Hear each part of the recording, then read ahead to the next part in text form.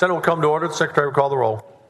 Alvarado, Betancourt, Birdwell, Blanco, Campbell, Creighton, Eckhart, Flores, Gutierrez, Hall, Hancock, Hinojosa, Huffman, Hughes, Johnson, King, Colkhorst, La Mantilla, Menendez, Middleton, Miles, Nichols, Parker, Paxton, Perry, Schwartner, Sparks, Springer, West, Whitmire, Zaffarini. Members of the quorum present, please rise on the floor for the invocation and in the gallery and on the floor for Pastor Gary Thornton, University Avenue, Church of Christ. Welcome. May we pray. Almighty God, King of all kings and Governor of all things, we ask that you grant wisdom and grace to each and every member of these, our decision makers, whom we have carefully chosen to serve as the Texas Senate. In this age of constant squabbles and bickering, deliver them from such littleness and grant appreciation, humility, and the desire to serve the citizens of this great state of Texas. Father, this is our prayer on this day of new beginnings, and I pray in the name of the Father, the Son, and the Holy Spirit. Amen. Thank you, Pastor.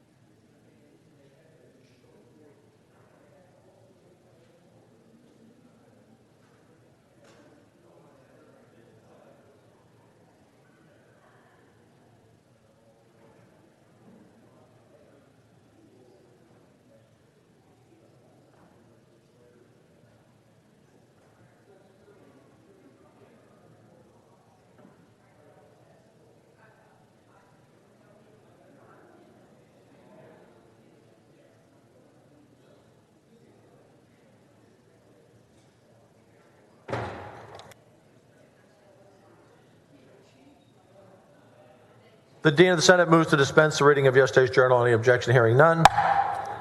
The motion is adopted. Mr. Doorkeeper. Mr. President, there's a message from the House. Admit the messenger. Mr. President, I'm directed by the House to inform. Thank you.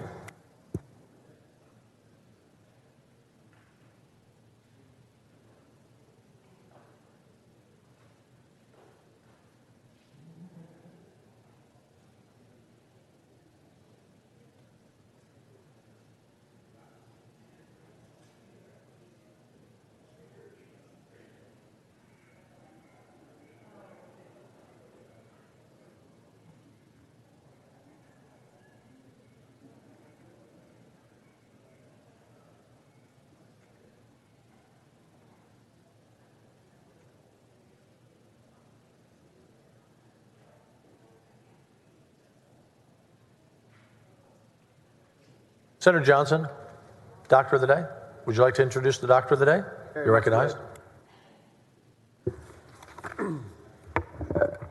Thank you, Mr. President and members. Today it is my pleasure to introduce to you our doctor for the day, Dr. Zeba Jetpuri. Dr. Jetpuri is a native to the North Texas area from Richardson, Texas. She completed her undergraduate degree and master's degree at the University of Texas at Dallas. She then went on to graduate from medical school at the University of North Texas Health Science Center. During her residency in family medicine with UT Southwestern Medical Center and Parkland Hospital, she developed a strong interest in preventative care and pediatrics. Dr. Jetpuri is now an assistant professor in the Family and Community Medicine Department at UT Southwestern Medical Center, where she works to educate residents.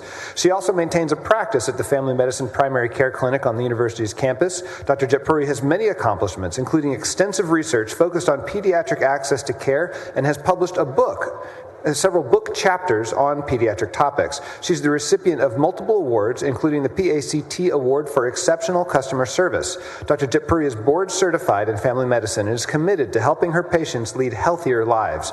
With patients ranging from newborns to seniors, Dr. Jetpuri enjoys seeing adolescent patients as well. She holds a clinical interest in teaching and as well as chronic conditions such as high blood pressure, which has made her committed to early detection and prevention of disease.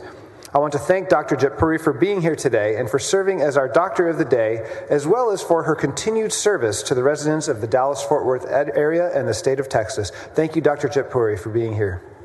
Welcome, Doctor. Good to have you with us.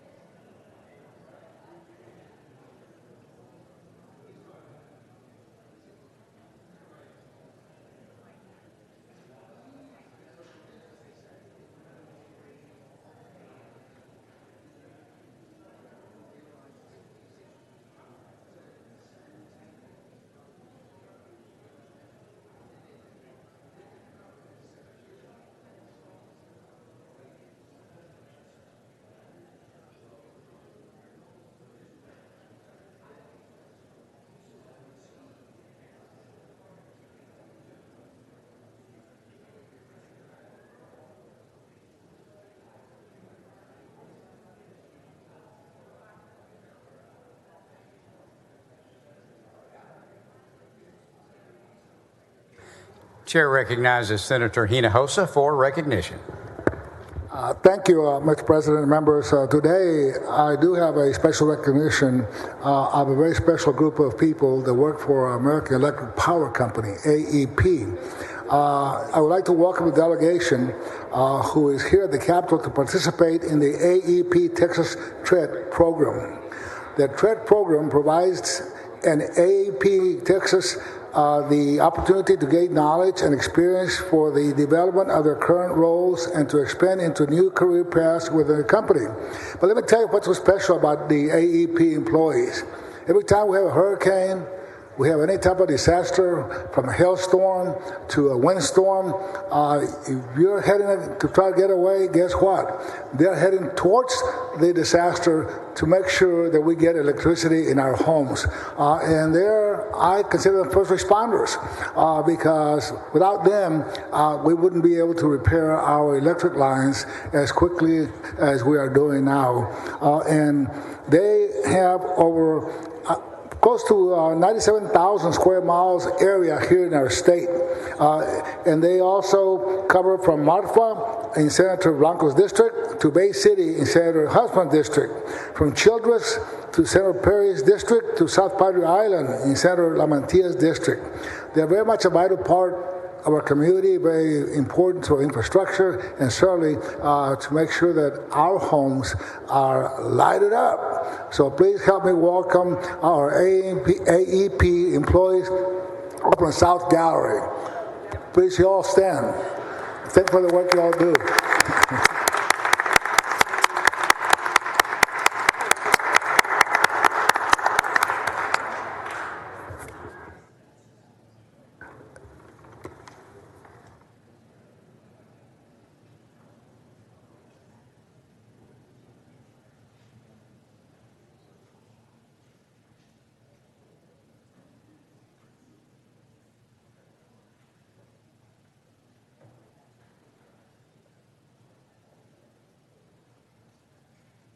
Following message from the governor, the secretary will read the message.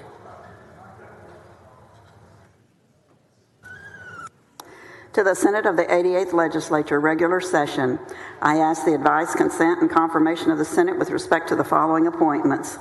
To be a member of the Veterans Land Board, James R. Rothfelder from New Braunfels. To be a member of the Prepaid Higher Education Tuition Board, Serena Laura Davidson, Fort Worth. To be members of the Texas Board of Chiropractic Examiners, Joshua Josh Hollab, LaPorte, Matthew M. Mix, Bastrop, Mindy R. Neal, Bovina. Respectfully submitted, Greg Abbott, Governor of Texas, to nominations.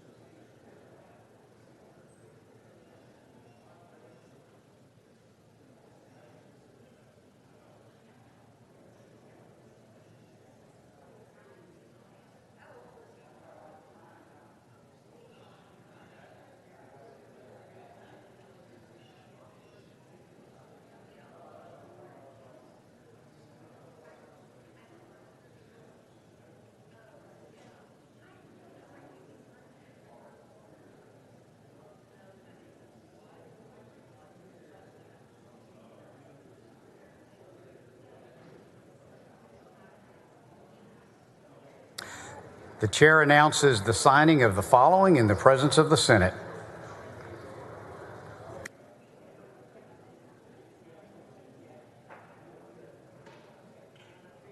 Senate Bill 59, Senate Bill 60, Senate Bill 159, Senate Bill 464, Senate Bill 483, Senate Bill 505, Senate Bill 861, Senate Bill 926, Senate Bill 938, Senate Bill 1003, Senate Bill 1017, Senate Bill 1047, Senate Bill 1052, Senate Bill 1226, Senate Bill 1305, Senate Bill 1325, Senate Bill 1333, Senate Bill 1375, Senate Bill 1514, Senate Bill 1965, Senate Bill 2144.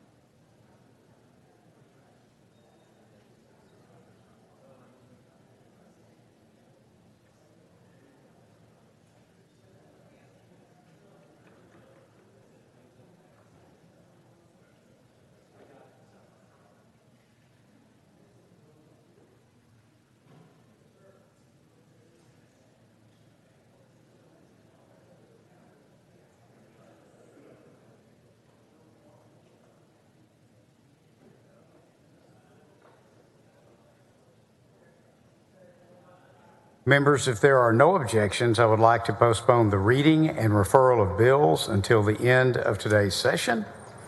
Is there objection? Chair hears none, and referral is postponed.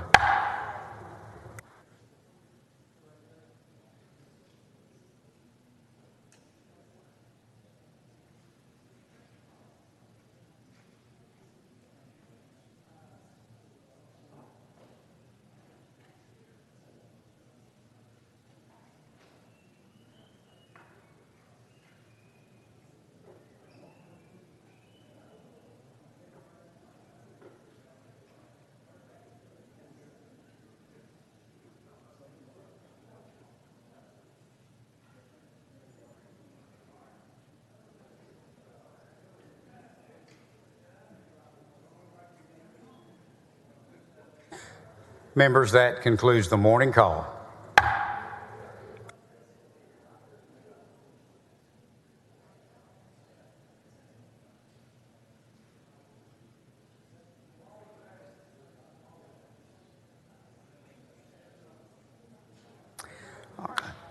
Senator Menendez is recognized for a motion to suspend the regular order of business on committee substitute to Senate Bill 2020.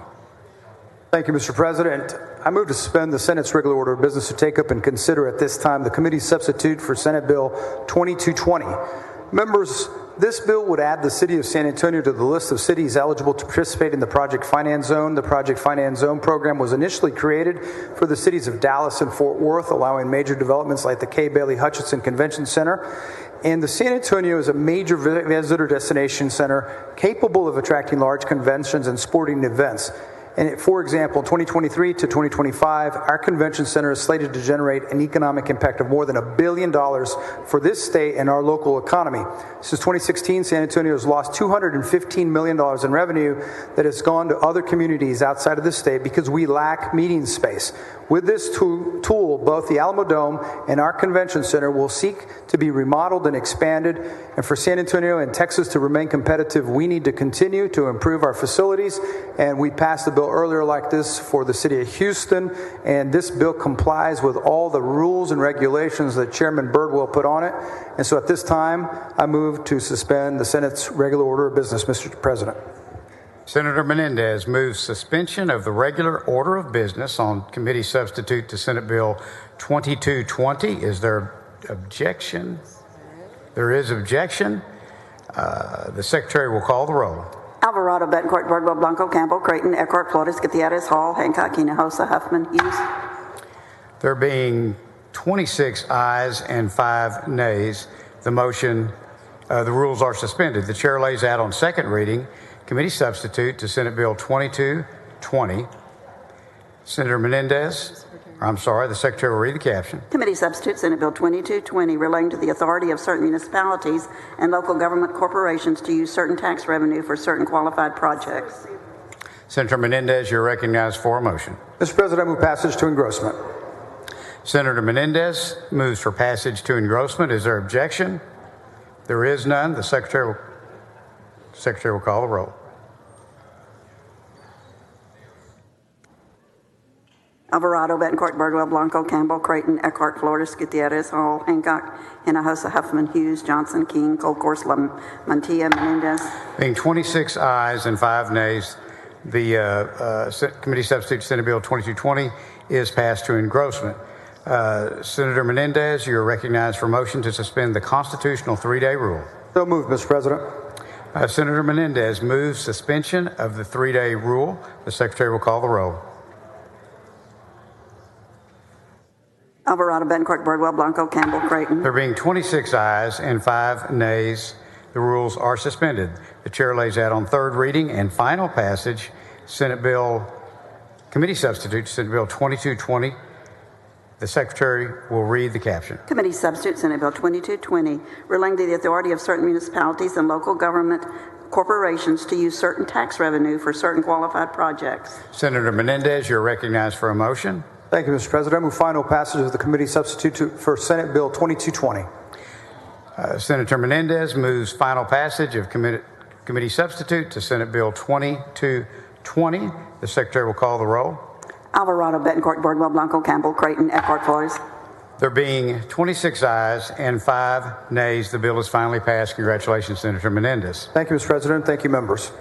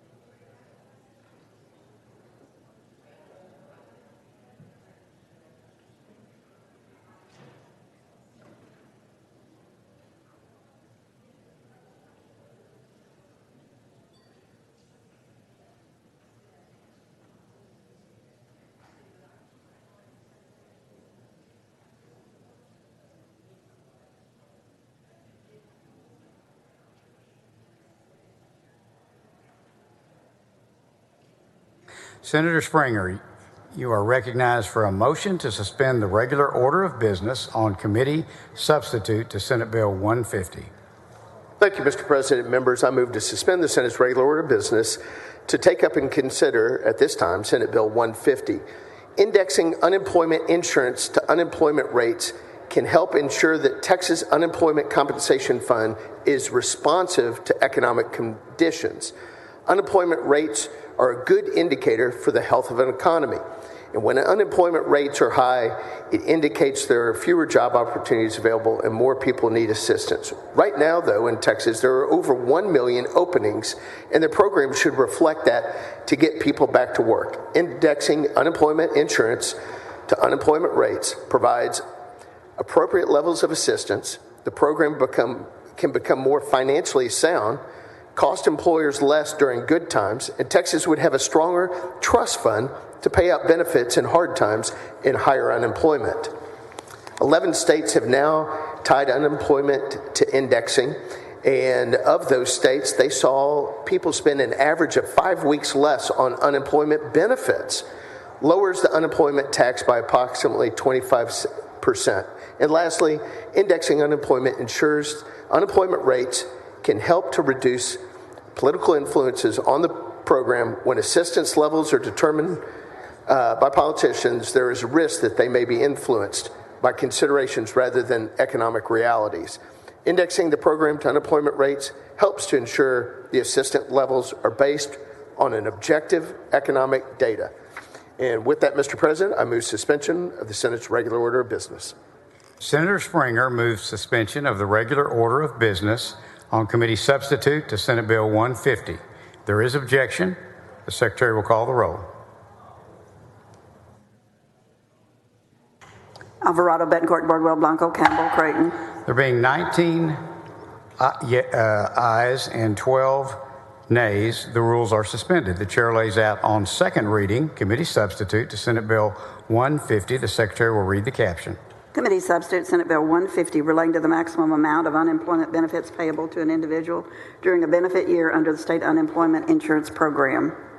Senator Springer is recognized for a motion. I move passage of Senate Bill 150 to engrossment.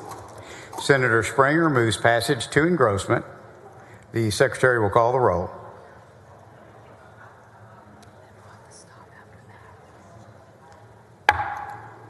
Sorry.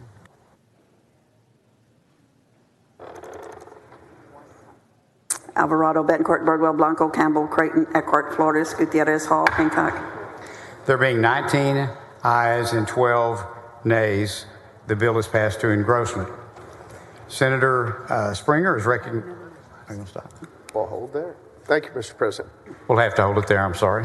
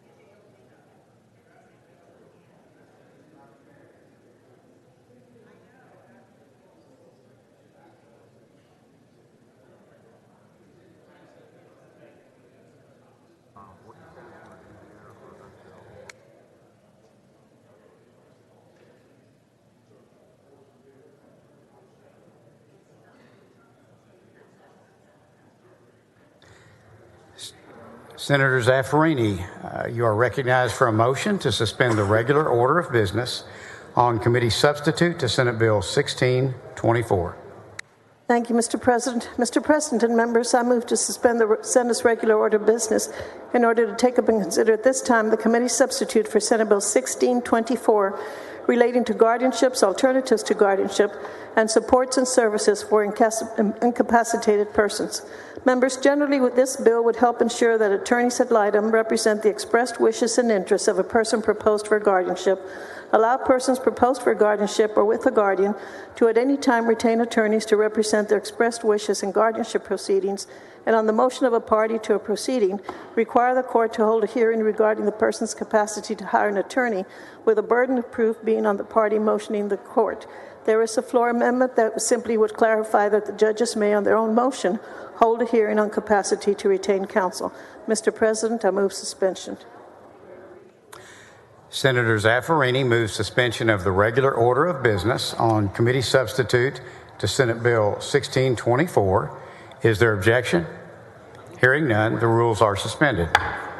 The chair lays out on second reading committee substitute to Senate Bill 1624. The secretary will read the caption. Committee substitute, Senate Bill 1624, relating to guardianships, alternatives to guardianship, and supports and services for incapacitated persons. The following amendment, the secretary will read the amendment. Floor amendment number 1 by Zaffarini. Chair recognizes Senator Zaffarini on the amendment. Thank you, Mr. President. Members, this is the amendment I mentioned in my opening remarks. It would simply clarify that judges may, on their own motion, hold a hearing on capacity to retain counsel. Mr. President, I move adoption. Senator Zaffarini sends up an amendment. The amendment is acceptable to the author. Is there any objection? Hearing none, the amendment is adopted.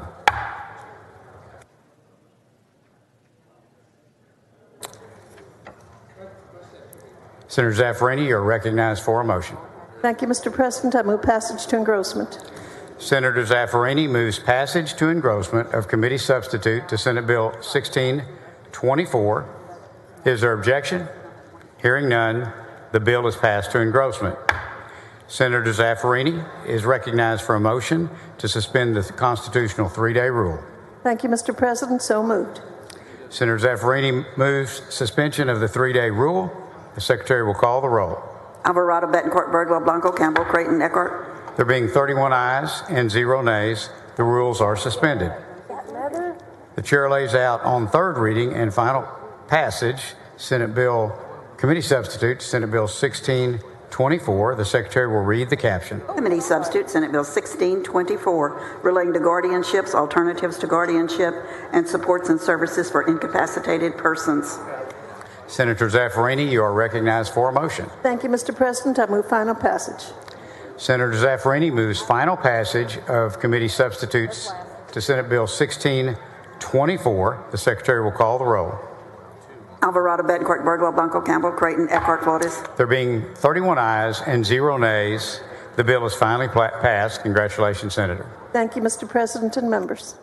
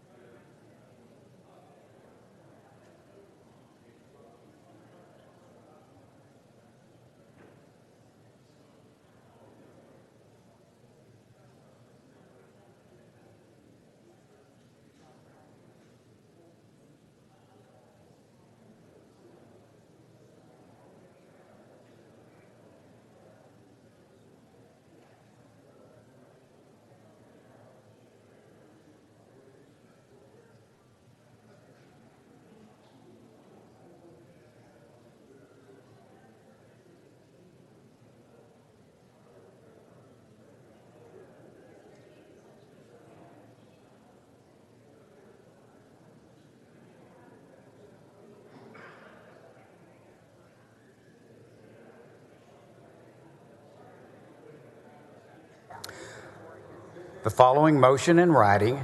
The secretary will read the motion. Mr. President, I ask unanimous consent for Senate Bill 2606 relating to the creation and operation of a development zone by and the tax revenue received by the Woodlands Township to be withdrawn from the Committee on Local Government and re-referred to the Committee on Natural Resources. Natural Resources, they're blank. Yes. Natural Resources and Economic Development. Author Senator Creighton, Senator Betancourt, committee from which bill is being withdrawn. Senator Birdwell, committee to which bill is being re-referred. Members, you've heard the motion. Is there any objection to the motion? Hearing none, so adopted.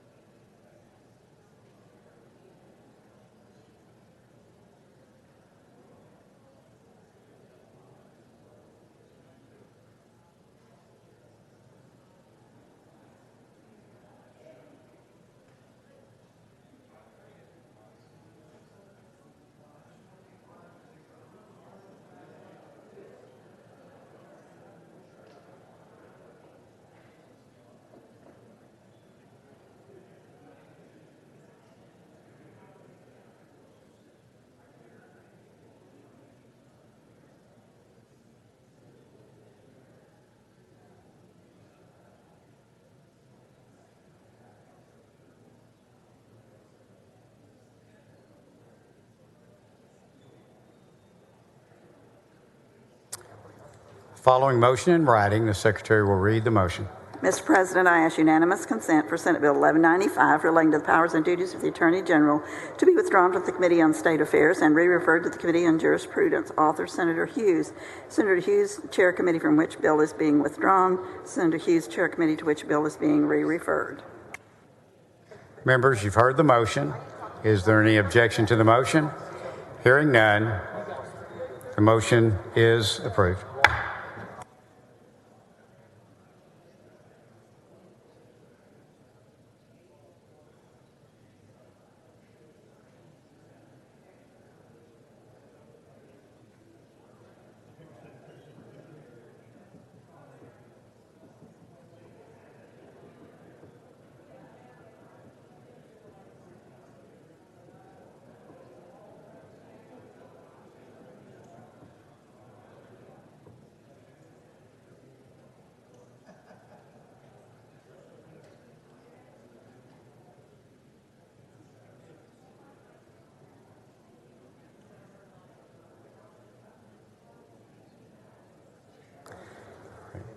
Senator Menendez, you are recognized for a motion to suspend the regular order of business on Senate Bill 2453.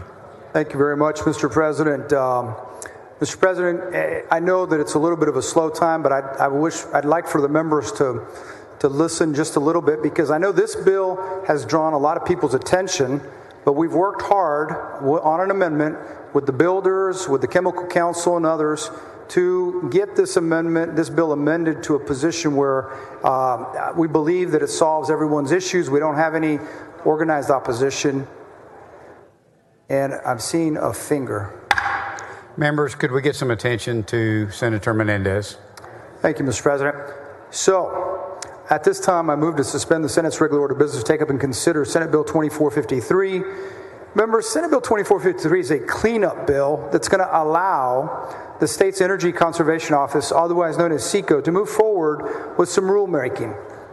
By allowing SECO to move forward, it's going to assure that new construction will be more efficient. It'll save consumers and taxpayers money. It'll bring less strain on the grid. And additionally, SECO's only going to be able to adopt standards after public notice and input from all stakeholders. And there's an amendment that I've worked hard with the stakeholders and many of your members on this floor that we've talked to. In this amendment, it's going to, prior to any adoption of any amendment, there has to be an analysis on the impact of housing attainability, cost effectiveness, and the analysis has to calculate a payback period for anything that's required. And additionally, the best part of the amendment is that it will allow SECO the latitude to amend portions of the code that it wants to adopt and portions it doesn't want to adopt. So at this time, Mr. President, I move to suspend the Senate's regular order of business. Nope.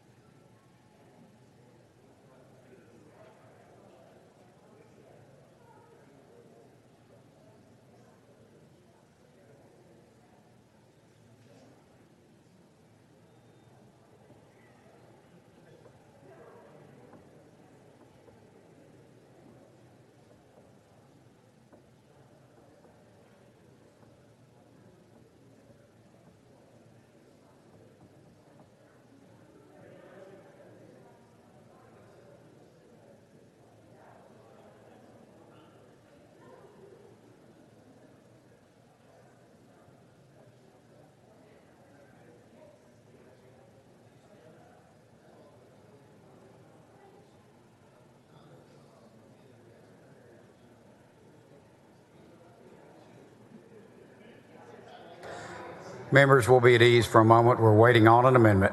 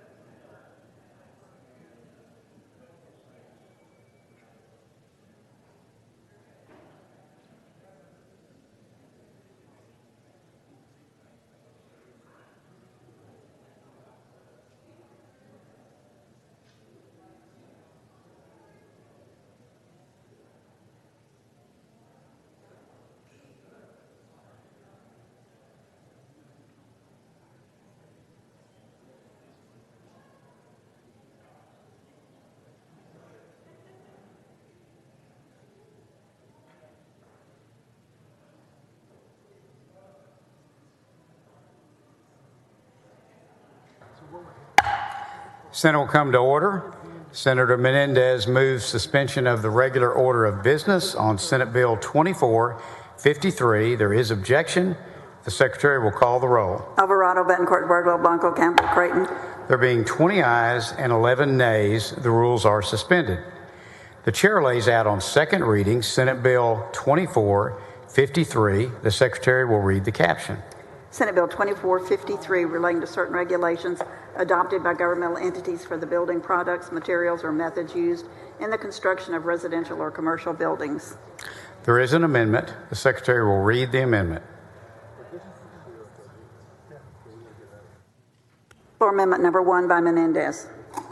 Senator Menendez, you're recognized on the amendment. Thank you very much, Mr. President. Members, this amendment fixes a lot of folks' concerns with this legislation because what the amendment does, it allows SECO to opt out of any portion of the code that's being presented that they feel doesn't fit in Texas.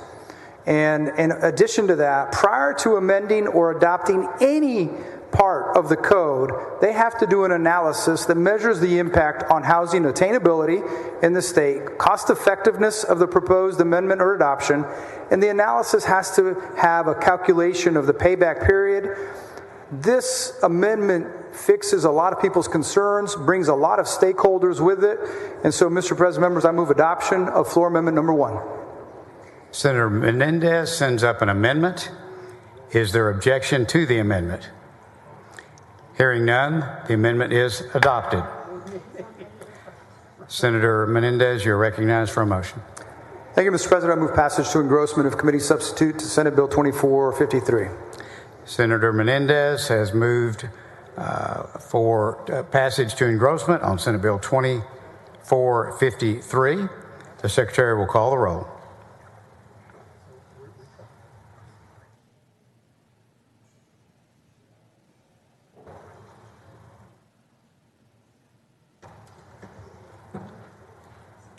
Alvarado, Betancourt, Birdwell, Blanco, Campbell, Creighton.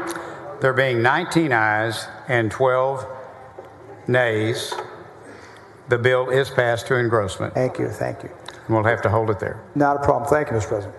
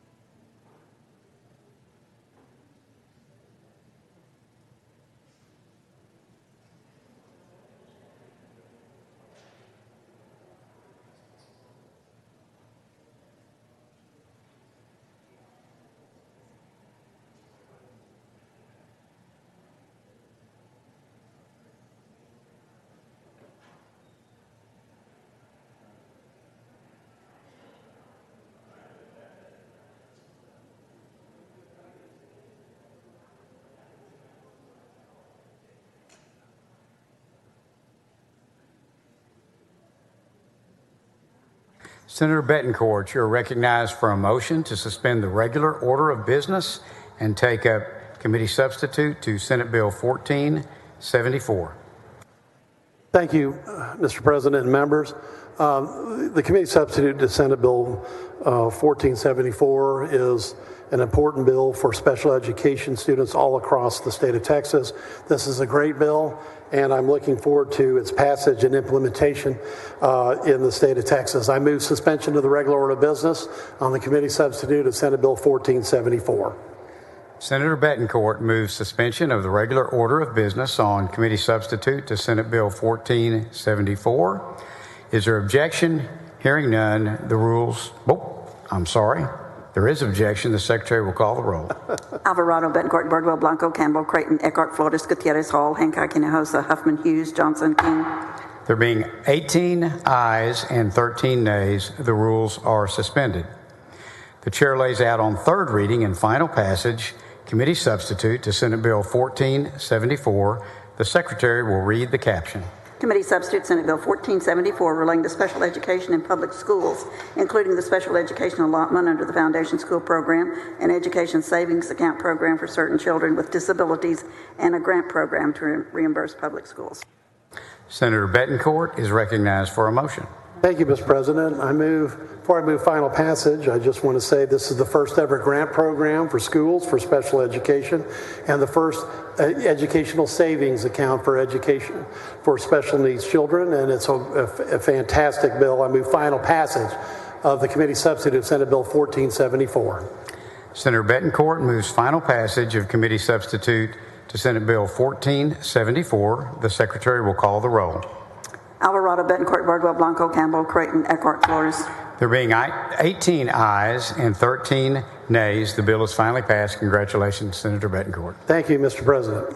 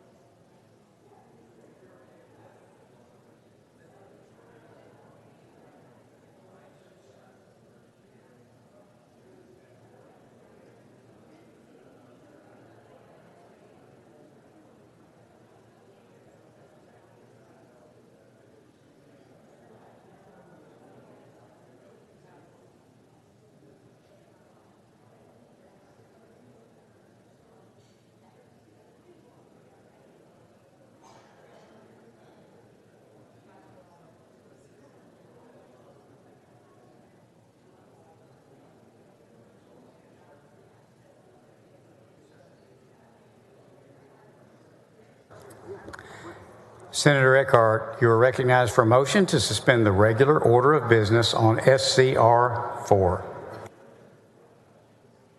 So much. Thank you, Mr. President.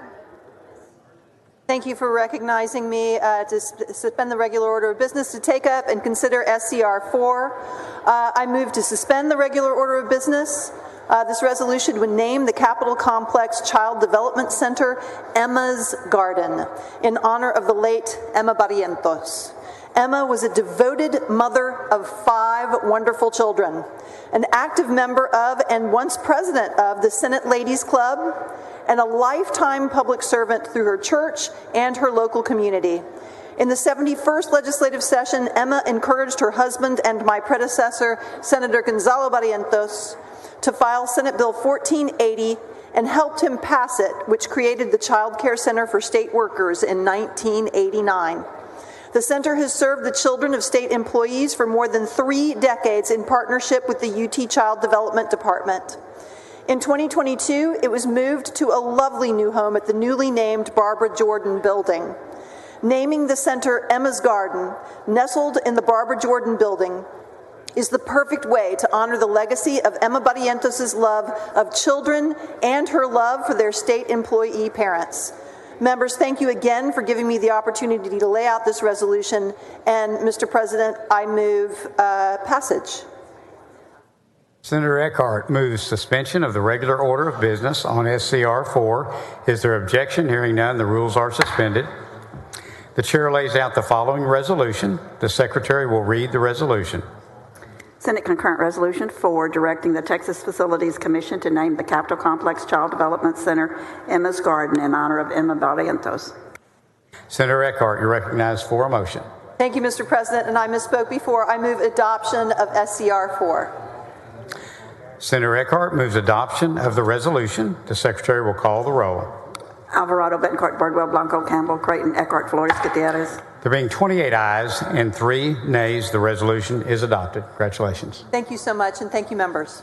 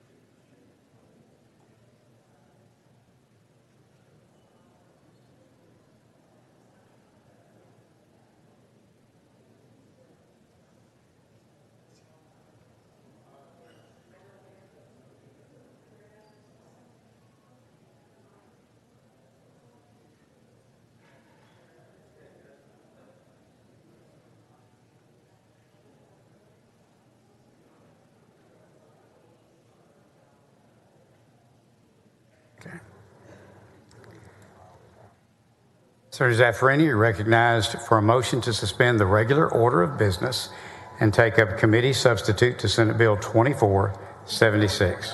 Thank you, Mr. President. Mr. President and members, I move to suspend the Senate's regular order of business in order to take up and consider at this time the committee substitute for Senate Bill 2476, co-authored by Senator Hancock.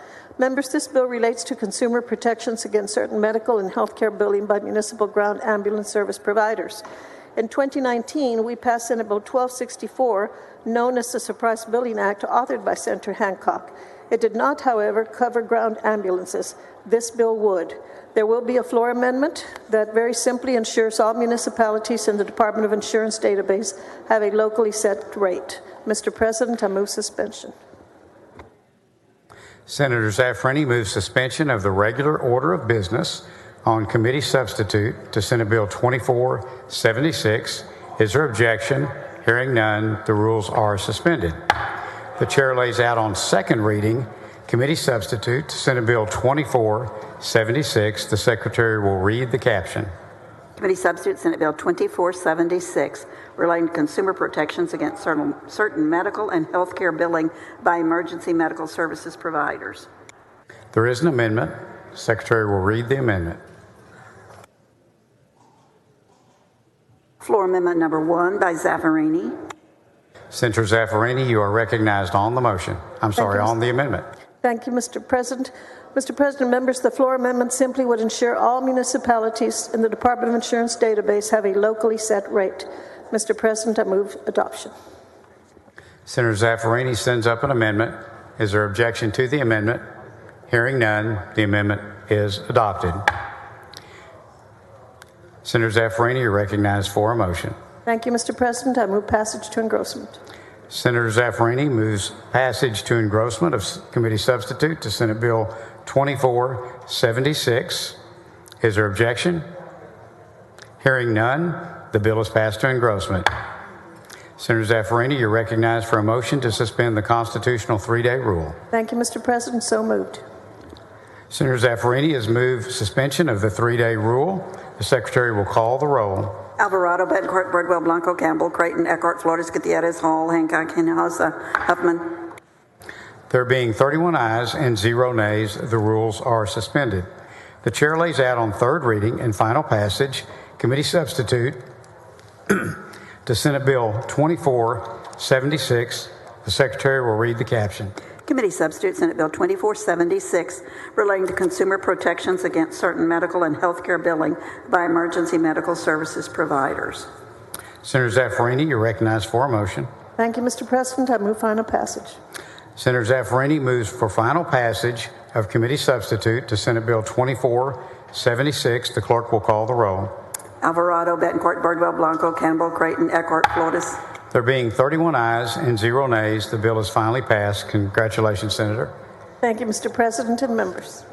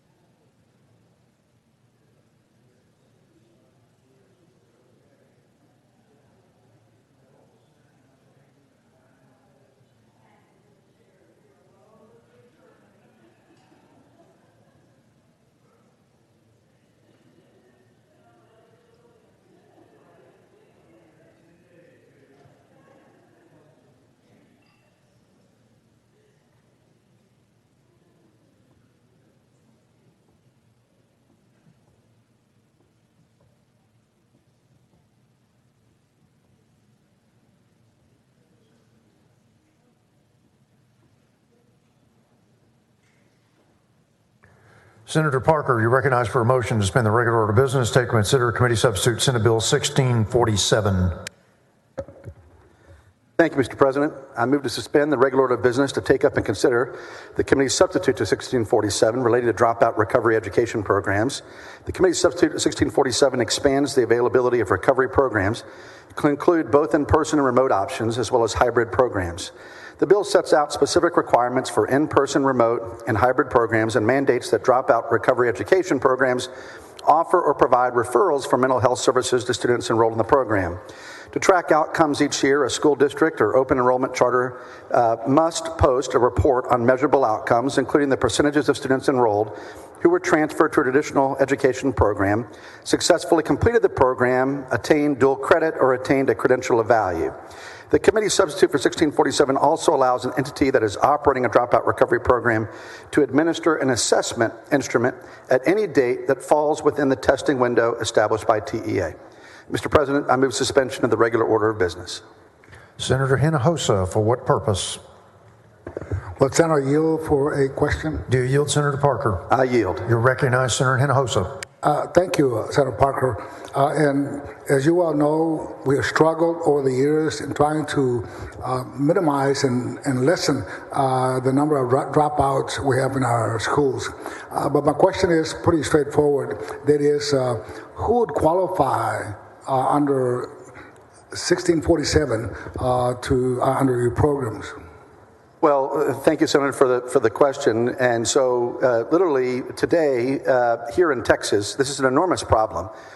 TEA estimates that only 2% of all of the school districts in the state have a real competency and focus on dropout recovery education. And so this is helping those students that are extremely vulnerable populations. They have not graduated, they're in limbo, they may have a situation where they have a family health problem, they may have a situation where they're trying to provide income for their family, they're working multiple jobs, they may have become pregnant. All these kinds of scenarios that impact their life and their ability to graduate on time with a high school diploma. And of course, Senator, we recognize and know that, you know, for every student that doesn't get that high school diploma, the challenges become so daunting for them in life, so much more difficult to earn a living, to earn a real wage and so forth, and be upwardly mobile and productive in life. And so that's what we're trying to address. That's the population that we're trying to help with this good piece of legislation. And some schools have very effective dropout programs where they actually go out to the community and talk to the parents and the student to bring them back to school. I guess my question is it public schools and charter schools and any other type of a nonprofit entity would qualify? Well, so what here, yeah, so this would be programming delivered, if you will, by public schools and public charter schools, and they can choose to provide the programming themselves, or they could use a third party to provide it if they didn't have the skill set themselves. But the superintendent of that public school or of a charter, a public charter, would make the determination on how it would work. But such an important thing, and what we're really doing with this bill is allowing for online programming to happen, because right now the statute allows for some online, but you've got to be physically present on a campus facility, which just isn't practical for this population. This population's working a job, they're helping a loved one that's sick, what have you. They need flexibility to be able to take the class remotely, and that's really what we're allowing for here, Senator. And those third parties, would they be under, I guess, same rules at public schools and charter schools, or proper oversight? Yeah. I mean, if a public school chooses to use a third party, they're doing it because they don't have the skill set or the focus or resource to do it themselves. So they think it can deliver it better, faster, cheaper using some other private entity. So yes, but ultimately that school district has the same standards. Everything is administered, of course, overseen by TEA. So there would be accountability of a third party to the public school or the charter school? Absolutely. Like I said, the superintendent of a public school determines whether or not, how they're going to deliver these services and provide a hybrid program or a true online virtual program. I do have one amendment too, Senator, that I'll lay out here in a moment, but basically there was a drafting error that looked as if we were looking for another level of credentialing, and we're not. We're just keeping credentialing the same as it is today, and we'll clean that up in a moment with the amendment. Thank you, Senator Parker, for answering my questions. Thank you, Senator. Members, the motion is suspension of the regular order of business on committee substitute Senate Bill 1647.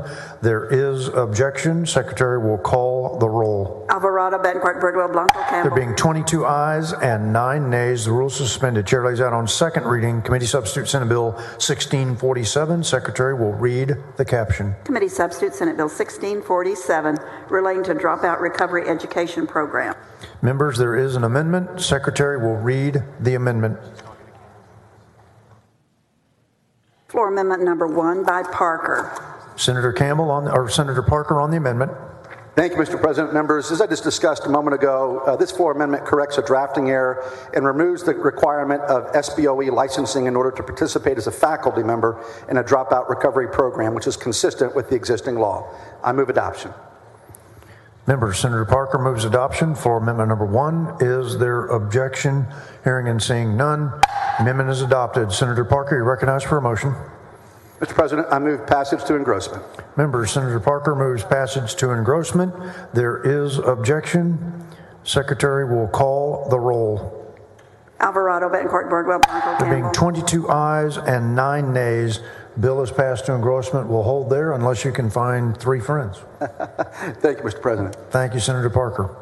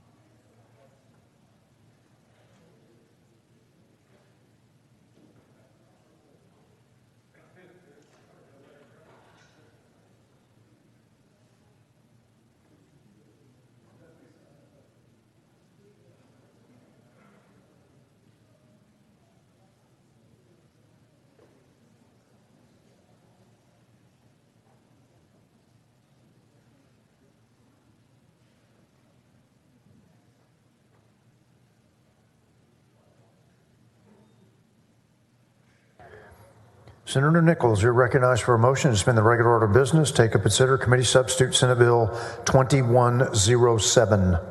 Thank you, Mr. President. Members, I move suspension of regular order of business. Committee substitute Senate Bill 2107. This establishes a small step in a regulatory framework for carbon capture in Texas. This bill is a result of a very engaged stakeholder process to find a consensus. Specifically, it only takes one step, and this bill defines pore space for storage of carbon dioxide and specifies that the pore space ownership is part of the surface estate. With that, I move suspension order, the regular order of business. Senator Colcourse, for what purpose? To ask the author some questions. Do you yield, Senator Nichols? Yes. You recognize Senator Colcourse. Senator Nichols, I know you've worked really hard on this. You've taken a very long bill. I think it's down to a page. Is it a page? It's about a page. It's a small step. It's a small step. And, you know, when we first heard this in Natural Resources, you know, you laid the bill out. We had a number of people there for it and against it. And I just want to make sure, you know, where we're landing this bill is, you know, there were some landowners that you and I both are members of and we work with very closely in our districts that felt like the original bill as drafted was a takings in ways. And so you've listened to that. Tell me how that progressed. We were trying to establish in that the entire framework from beginning to end. It was a very big step and something that we're going to require a lot of education with members in both the House and the Senate. We broke the bill down and tied it to the parts that were acceptable and unacceptable. And the greatest objection came from the area that you're talking about when they referred to some people in minerals, they think in terms of unitizing. And on this, they were talking about integrating where a certain percentage of the people that agreed to have a small minority who disagreed, keep the minority from moving forward. And so that was highly objectionable to many of the private property rights groups. And we worked very closely with them. We took all the other framework out, and we took a baby step with this bill. And specifically, in statutes, the statutes are silent as to who owns that pore space. And so this bill just very narrowly defines what that pore space belongs to the surface owners. All the property groups, I can list them all. I've given you a list of them, but we know who they are. It's cattle raisers, Farm Bureau, and numerous other groups came together to support this, as well as Texoga, which is amazing to me that we could get all the parties to agree to something. And so that's what it does. Yeah, and I appreciate that. You know, you and I have had talks, and one of the questions that I asked when I was in committee is, does this have anything to do with ESG? And obviously it does. And the movement there and the scoring system that I think is arbitrary and I don't agree with. And Senator Hughes, Chairman Hughes, has had hearings in Marshall, Texas on December the 15th. And we've worked to, try to mitigate the damage of that particular policy. As we move forward, I look forward to working with you. And again, the last thing I'm just going to say is I'm not interested in taking CO2 from New York. So I hope we narrow this, and if we have to store this CO2, it's just Texas CO2 for the future. And that's my story, and I'm sticking to it, Senator Nichols. Duly noted. Thank you. Senator Middleton, for what purpose? Thank you, Mr. President. Will the gentleman yield? Do you yield, Senator Nichols? Sure. You're recognized, Senator Middleton. Thank you, Senator. I apologize, hadn't gotten over there early to talk to you about this bill, but I had a question on kind of one of the big changes here. It's a lot smaller bill than when we started, but we're defining something that really hasn't been defined before, where we're saying the surface owner owns the pore space. So one of the questions I have on that is, what happens when the surface owner agrees to this, and as we know, this CO2 migrates? Does it address what happens when it migrates to the neighboring surface owner? In other words, if one surface owner agrees to CO2 sequestration and then it migrates to their neighbor, because this is a gas, it's going to move. Well, that's part of where it got complicated in trying to establish a framework. Where are the boundaries? This bill doesn't even get involved in that. We're not even into that part of the framework. This is just trying to establish who owns a pore space. You got to first know who owns it before you can find out what their rights are. Okay. But I know what you're talking about, and some of the considerations or concerns were if it's future legislative sessions, if they do decide to do a carbon storage, you want to make sure that you have adequate space around so that it migrates. All the migration is under the land and in the pore space that fits the deed and the lease. Right. I think the companies that are going to do that are probably going to do that anyway to make sure, they have a good geologic map and that they have everything under a lease and agreement. Maybe not all the time, though, because, we have a lot of case law on drainage, for oil and gas, where we've had some unfortunately bad examples, mainly East Texas field, the old slant hole drilling examples. On the other end of it, of course, this is not on the hydrocarbon side. But I guess my other question is on the pore space, that could be hydrocarbon bearing pore space, right? So in other words, it could be charged with oil or natural gas, right? If there's oil in the pore space, it belongs to whoever has the mineral rights. If it's gas, natural gas, it belongs to whoever has the mineral rights. If it's water in that pore space, then I believe the surface owner has a vested interest in that. Right. So like right now with a saline formation, it's charged only with salt water. That belongs to the surface owner right now. I think that's pretty clear under existing case law. So I think that's a clarification I just wanted to make on the floor, and I appreciate you answering the questions. All right, thank you. Members, the motion before us is suspension of the regular order of business. Committee substitute Senate Bill 2107. Is there objection? Hearing and seeing none. Rules are suspended. Chair lays out on second reading Committee Substitute Senate Bill 2107. Secretary will read the caption. Committee Substitute Senate Bill 2107 relating to ownership of the pore space underlying the surface of land. Senator Nichols, you're recognized for a motion. I move passage to engrossment of Committee Substitute 2107. Members, Senator Nichols moves passage to engrossment. Is there objection? Hearing and seeing none, bill is passed to engrossment. Senator Nichols, you're recognized for a motion to suspend the constitutional 3-day rule. I so move.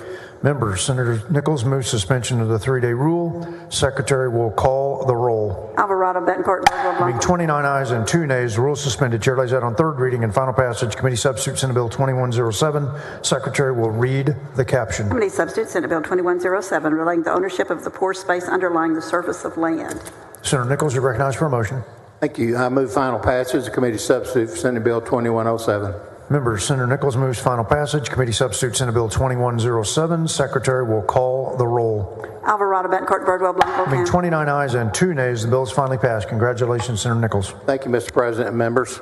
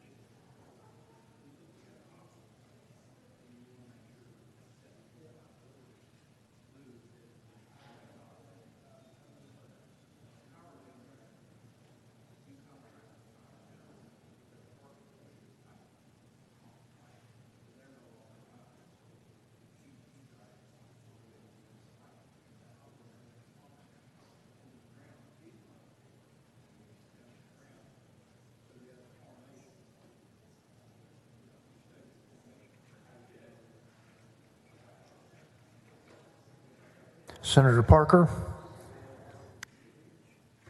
you're recognized for a motion to suspend the regular order of business. Oh, I'm sorry, correction. You're recognized to suspend the motion to suspend the constitutional 3-day rule on Committee Substitute Senate Bill 1647.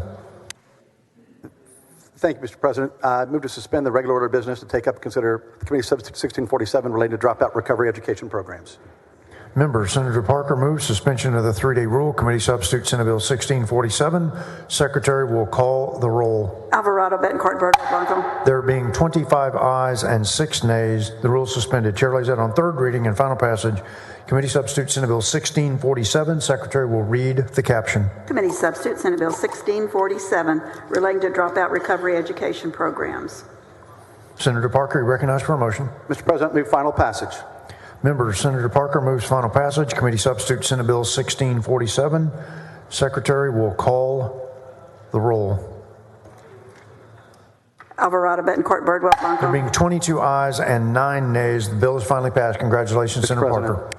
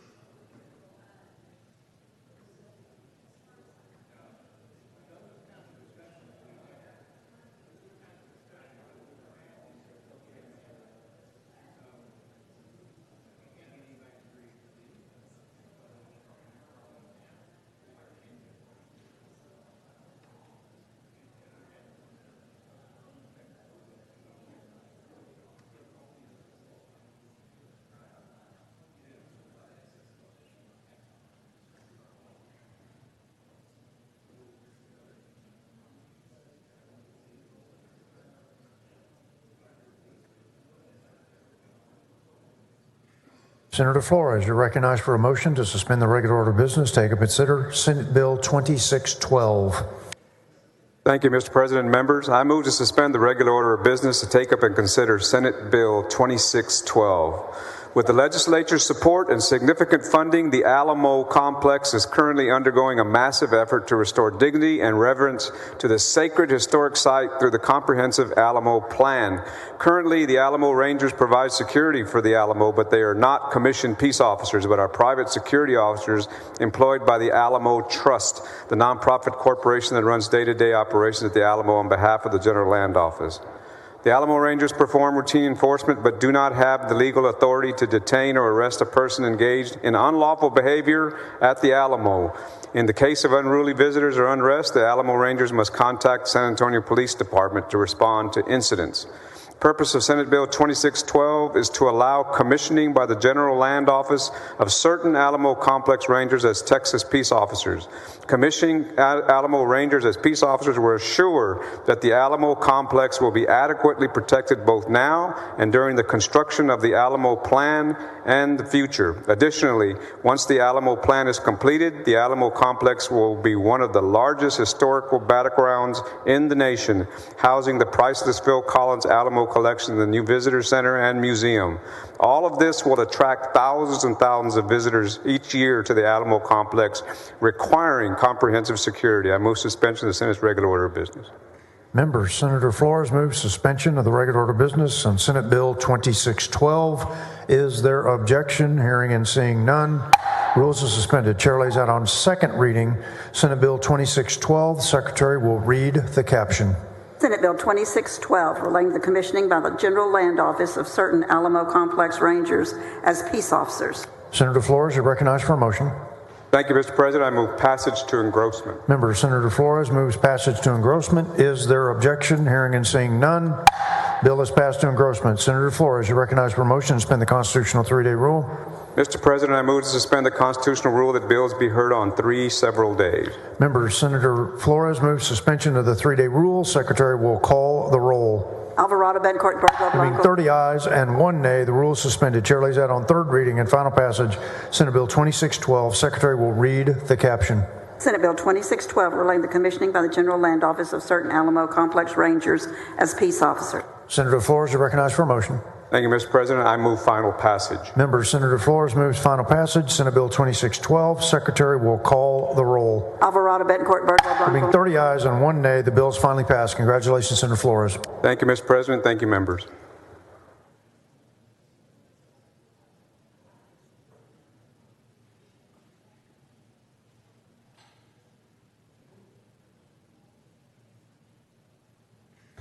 Senator Zaffarini, you're recognized for a motion to suspend the regular order of business. Take up and consider committee substitute Senate Bill 2016. Thank you, Mr. President.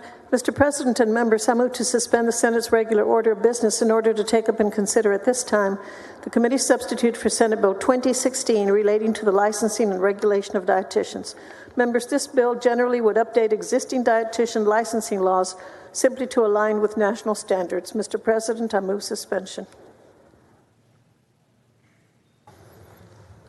Member Senator Zaffarini moves suspension of the regular order of business on committee substitute Senate Bill 2016.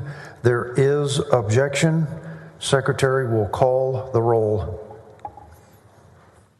Alvarado, Bencourt, Birdwell, Blanco, Campbell. There being 23 ayes and 8 nays, the rules are suspended. Chair lays out on second reading committee substitute Senate Bill 2016. Secretary will read the caption. Committee substitute Senate Bill 2016, relating to the licensing and regulation of dietitians. Senator Zaffarini, you're recognized for a motion. Thank you, Mr. President. I move passage to engrossment. Member Senator Zaffarini moves passage to engrossment. There is objection.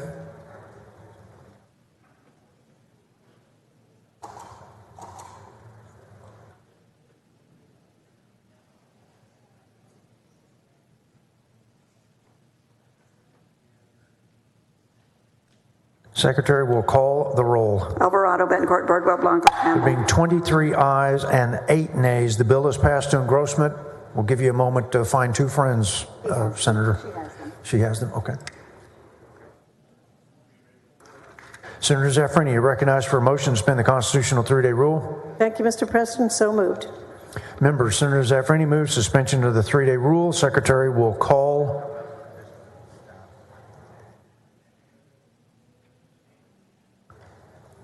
the roll.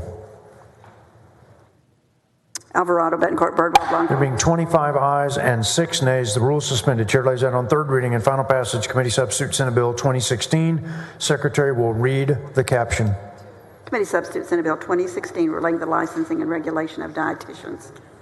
Senator Zaffirini, you recognized for a motion. Thank you, Mr. President. I move final passage. Members, Senator Zaffirini moves final passage. Committee substitute Senate Bill 2016. Secretary will call the roll. Alvarado, Betancourt, Birdwell, Blanco. There being 23 ayes and 8 nays, the bill is finally passed. Congratulations, Senator Zaffirini. Thank you, Mr. President and members.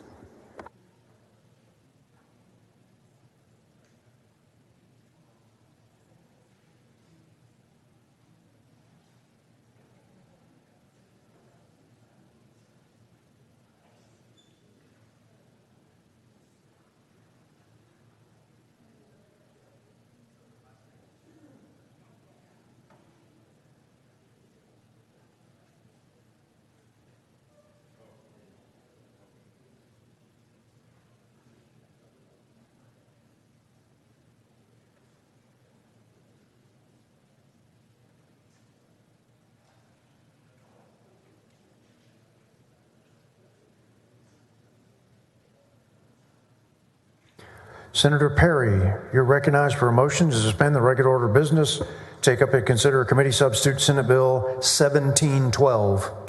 Thank you, Mr. President. Members, currently Texas Real Estate Commission requires individuals to possess a real estate license in order to act on another person's behalf in a real estate transaction. However, individuals are specifically exempt from requirement to have a real estate license if they are buying or selling property on their own behalf. Real Estate Commission has interpreted the current law to mean limited partnerships and limited liability companies are not able to buy and sell their own property because it would require one partner or member to act on behalf of the LP or LLC. 1712 simply allows LPs and LLCs to buy and sell their entity's property without having to hire a real estate agent. With that, I move to suspend the regular order of business. Members, Senator Perry moves suspension of the regular order of business. Committee substitute Senate Bill 1712. Is there objection? Hearing and seeing none. Rules are suspended. Chair lays out on second reading. Committee substitute Senate Bill 1712. Secretary will read the caption. Committee substitute Senate Bill 1712 relating to purchase, sale, or lease of real property on behalf of a limited partnership or a limited liability company. Senator Perry, you're recognized for a motion. Move passage engrossment. Members, Senator Perry moves passage to engrossment. Is there objection? Hearing and seeing none. Bill is passed to engrossment. Senator Perry, you're recognized for a motion to suspend the constitutional 3-day rule. Move to suspend the constitutional 3-day rule. Members, Senator Perry moves suspension of the 3-day rule. Secretary will call the roll. Alvarado, Betancourt, Birdwell, Blanco. There being 31 ayes and no nays, the rule is suspended. Chair lays out on third reading and final passage. Committee substitute Senate Bill 1712. Secretary will read the caption. Committee substitute Senate Bill 1712 relating to the purchase, sale, or lease of real property on behalf of a limited partnership or a limited liability company. Senator Perry, you're recognized for a motion. Move final passage. Members, Senator Perry moves final passage. Committee substitute Senate Bill 1712. Secretary will call the roll. Alvarado, Betancourt, Birdwell, There being Blanco. 31 ayes and no nays, the bill is finally passed. Congratulations, Senator Perry.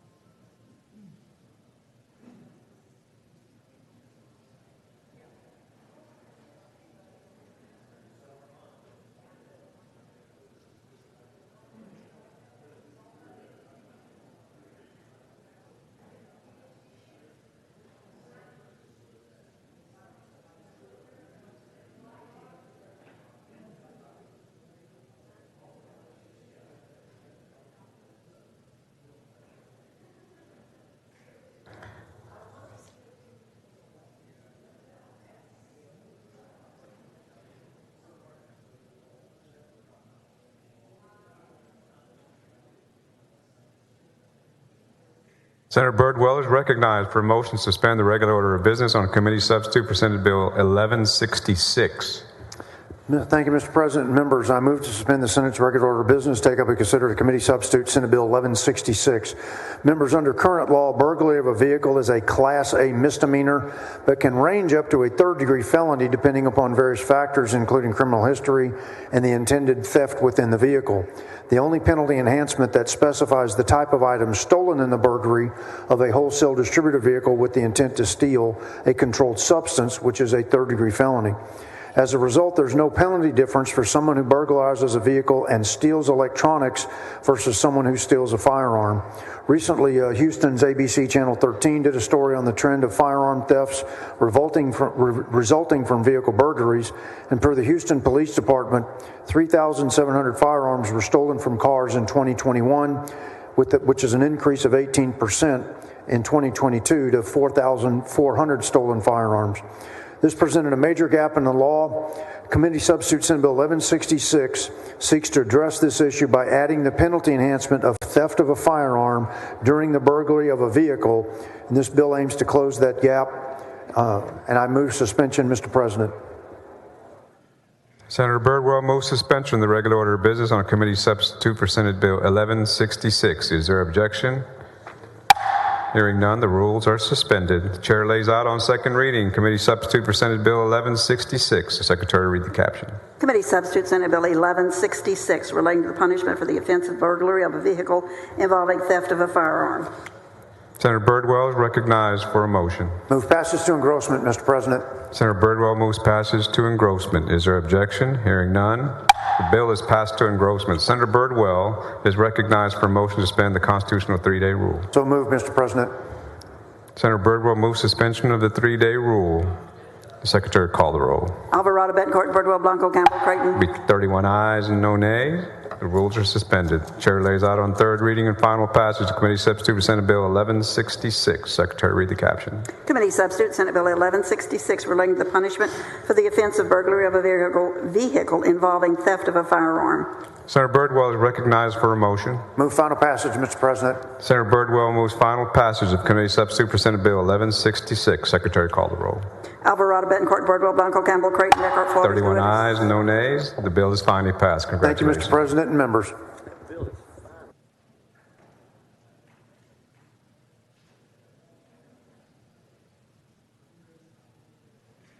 Senator Birdwell recognized for a motion to suspend the regular order of business on the committee substitute for Senate Bill 1896.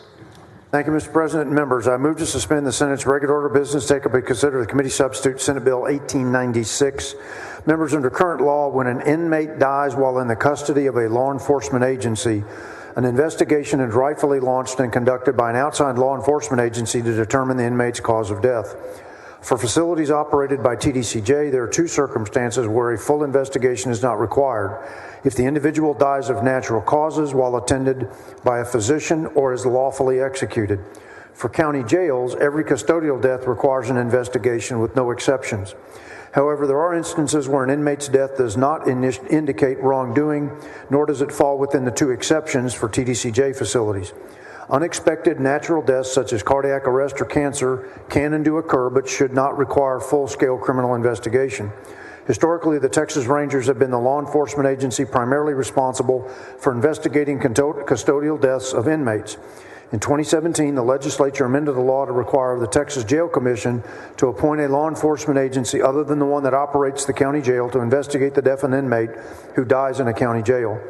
As a result, the Texas Rangers experienced an increase from 76 custodial death investigations in 2016 to 126 in 2018, a 60% increase.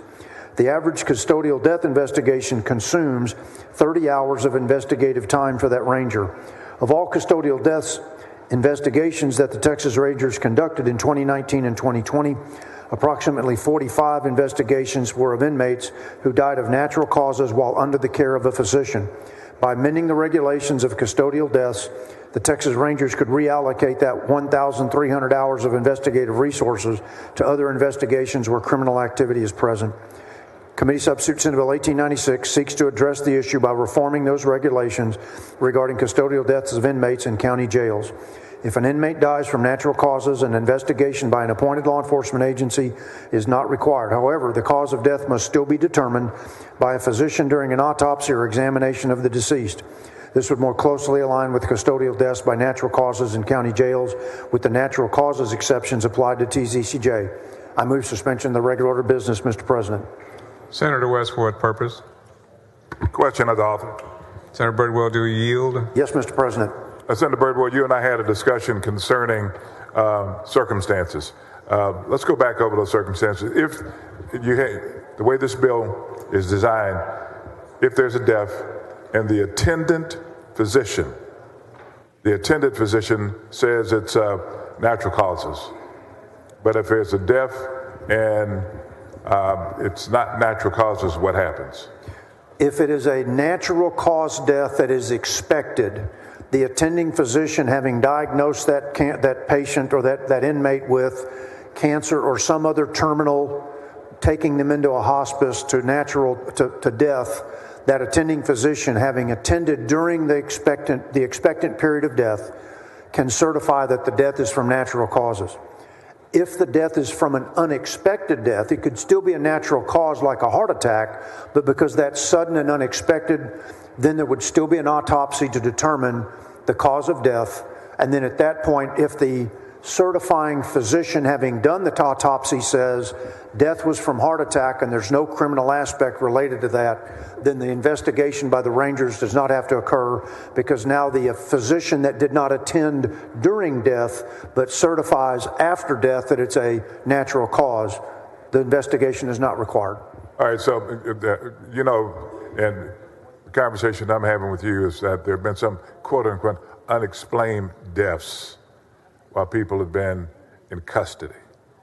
How does your bill impact investigations of those situations? It does not. If there is reason to believe that the death of the inmate is either from, neglect of either custodial staff or violence of a fellow inmate, or any other reason that would indicate non-natural death without a criminal act involved, that autopsy of the unexpected death would determine that, yes, that blunt trauma, whatever the cause of death might have been, that requires an investigation.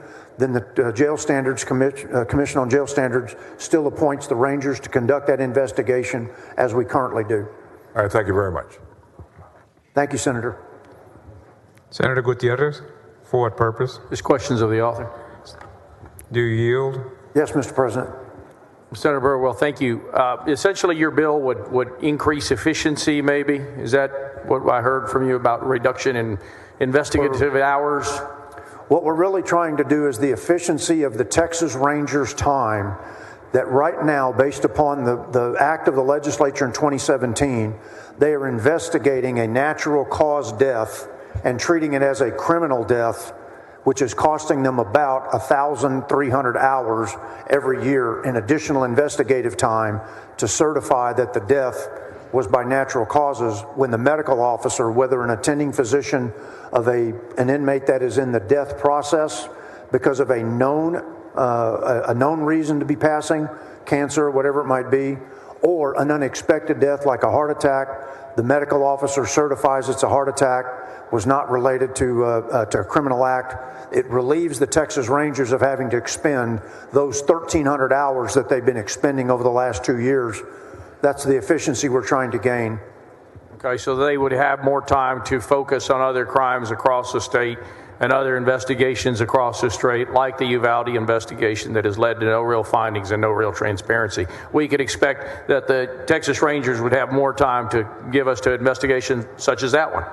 Based upon the statistics I read you, that would be 1,300 hours a ranger could apply to some other crime other than investigating a death of an inmate in custody that is a natural cause of death. Well, I appreciate you. I'm all for efficiency. Rangers, if you're listening, let's spend 1,300 hours investigating more of this Uvalde tragedy. But thank you so much. Thank you. Senator Birdwell moves suspension of the regular order of business on committee substitute for Senate Bill 1896. Is there objection? Hearing none, the rules are suspended. The chair lays out on second reading Committee Substitute for Senate Bill 1896. Secretary, read the caption. Committee Substitute Senate Bill 1896 relating to the investigation of the death of a prisoner in county jail. Senator Birdwell, you recognized for a motion. Move passage to engrossment, Mr. President. Senator Birdwell moves passage to engrossment. Is there objection? Hearing none, the bill is passed to engrossment. Senator Birdwell is recognized for a motion to suspend the constitutional 3-day rule. So moved, Mr. President. Senator Birdwell moves suspension of the 3-day rule. Secretary, call the roll. Alvarado, Bencourt, Birdwell, Blanco, Campbell, Creighton, Eckhart. 29 ayes, 2 nays. Rules are suspended. Chair lays out on third reading and final passage of Committee Substitute for Senate Bill 1896. Secretary, read the caption. Committee Substitute Senate Bill 1896 relating to the investigation of the death of a prisoner in county jail. Senator Birdwell is recognized for a motion. Move final passage, Mr. President. Senator Birdwell moves final passage of Committee Substitute for Senate Bill 1896. Secretary, call the roll. Alvarado, Bencourt, Birdwell, Blanco, Campbell, Creighton, Eckhart, Flores. 29 ayes and 2 nays. The bill is finally passed. Congratulations. President and members.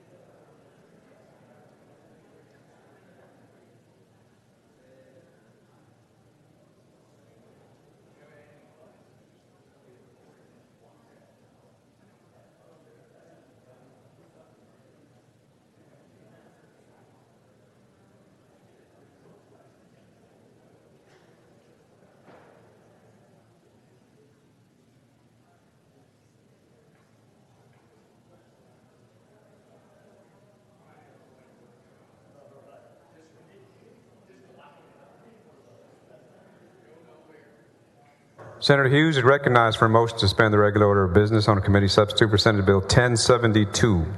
Thank you, Mr. President and members. I move to suspend the regular order of business to take up and consider on third reading Senate Bill 1072. Senators, this is the bill we passed yesterday regarding school health advisory councils, and I move suspension. Senator Hughes moves suspension of regular order of business. Committee substitute for Senate Bill 1072. Secretary, call the roll.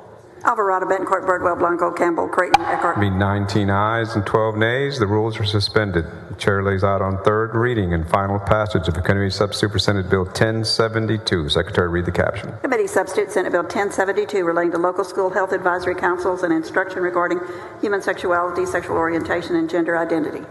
Senator Hughes, you're recognized for a motion. Thank you, Mr. President. Members, this is the bill to make sure that children are protected in their innocence and their development, and make sure that parents are in control of sensitive matters, puts rules in place to protect teachers, parents, children, and I move final passage. Senator Eckhart, for what purpose? Speak on the bill, Mr. President. You're recognized. Thank you so much. I am a proponent of local control along with Senator Hughes. I think we had a good conversation with regard to local control.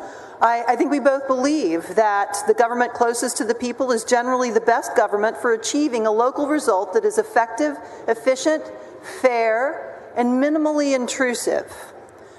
But I also believe that it is the obligation of this legislature to set a floor below which local government should not go. This bill has no floor. And I think that in our conversation about the bill, it was brought out that a health advisory council could, under this legislation, prevent a school district employee from discussing with students things like teen pregnancy, sexually transmitted diseases, dating violence, menstruation even. In fact, a health advisory council could even abandon any sex education elective taught in the high school. I think that without a floor, this is a bill that at least has the potential of gutting the teaks that we worked so hard to create with regard to sex education. And for that reason, I will be voting no. Senator Hughes moves final passage of committee substitute for Senate Bill 1072. Secretary, call the roll. Alvarado, Betancourt, Birdwell, Blanco, Campbell, Creighton, Eckhart. 19 ayes and 12 nays. The bill is finally passed. Congratulations, Senator. Thank you, Mr. President. Thank you, members.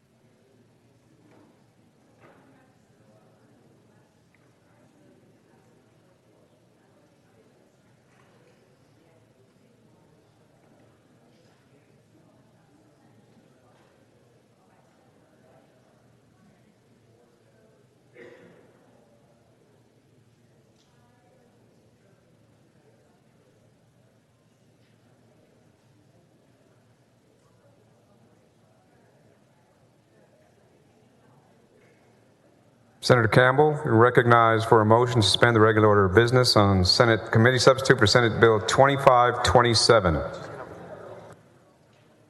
Thank you, Mr. President. I move suspension of regular order of business in order to take up Committee Substitute Senate Bill 2527. In 2017, passed out of this body was a very strong telemedicine bill. And it was a great bill and provided for responsible physician practice on a telemedicine platform. COVID ushered in a relaxation of the telehealth rules by the DEA, which brought with it unintended consequences. These consequences opened the door to fly-by-night companies which are taking advantage of the lax rules allowed by DEA. Like, for instance, what? the prescribing of controlled substances with no in-person exam, prescribing to minors, no emergency protocols, quotas, financial incentives, advertising for specific diagnoses to see if they can get their medication that they want. It makes a mockery of our Texas medical standard of care. This bill provides safeguards that are going to be put in place just for the basic practice standards. The DEA has proposed new rules May the 11th, but it still allows for the prescribing of controlled substances. It does allow for some state autonomy.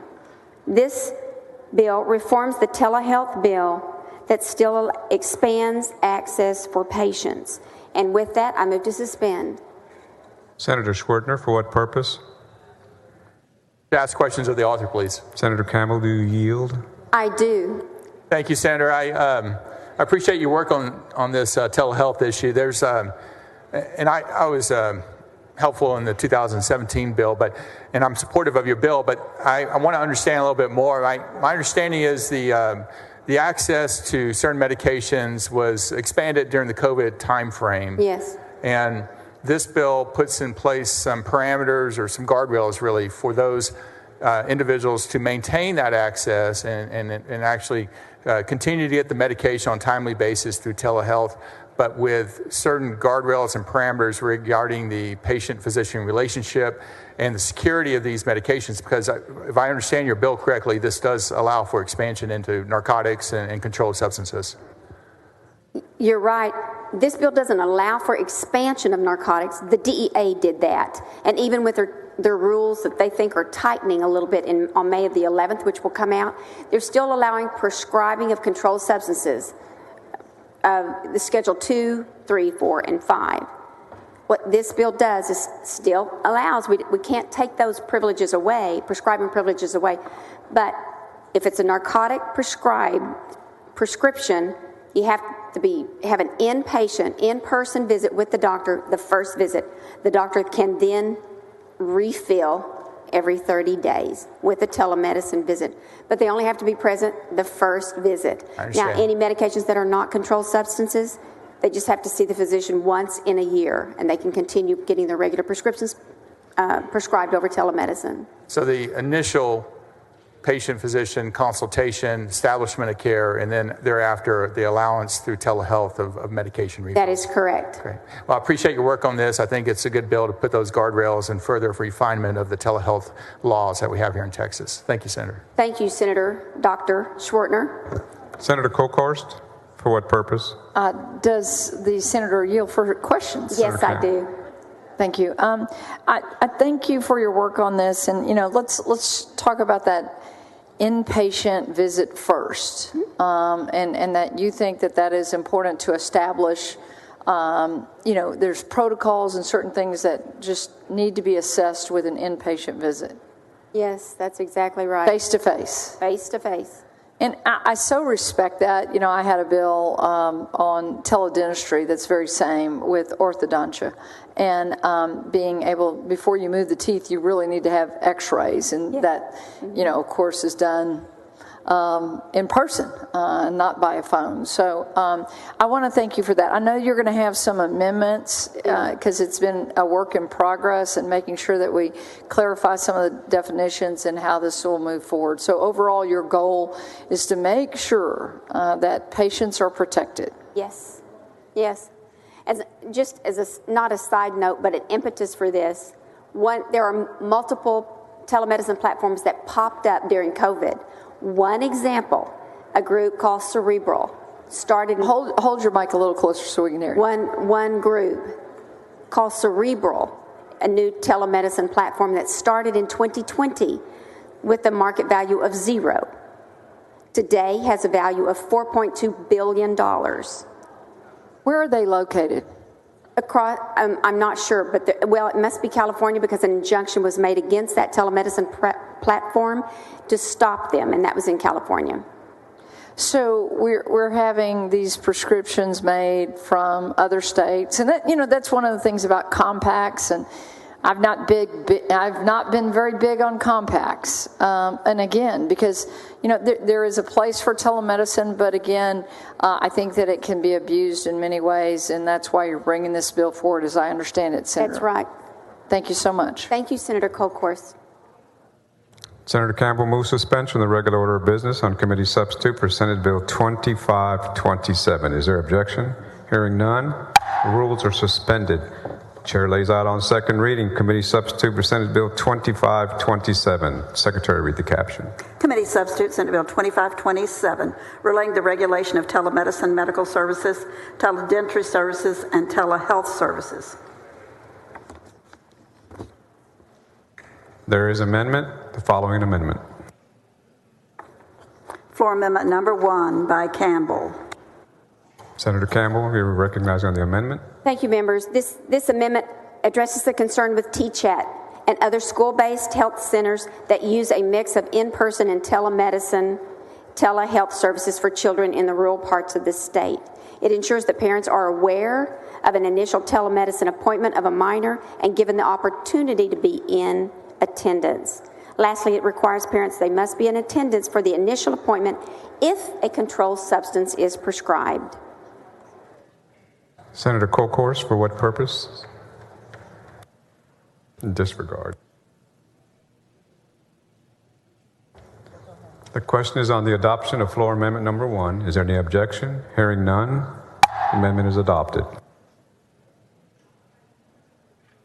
We have another amendment number 2.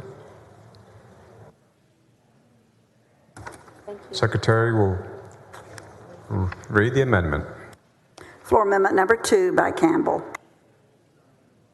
Senator Campbell on the amendment. Thank you. Members, this removes some redundant subsection 2 that is already covered by confidentiality clause.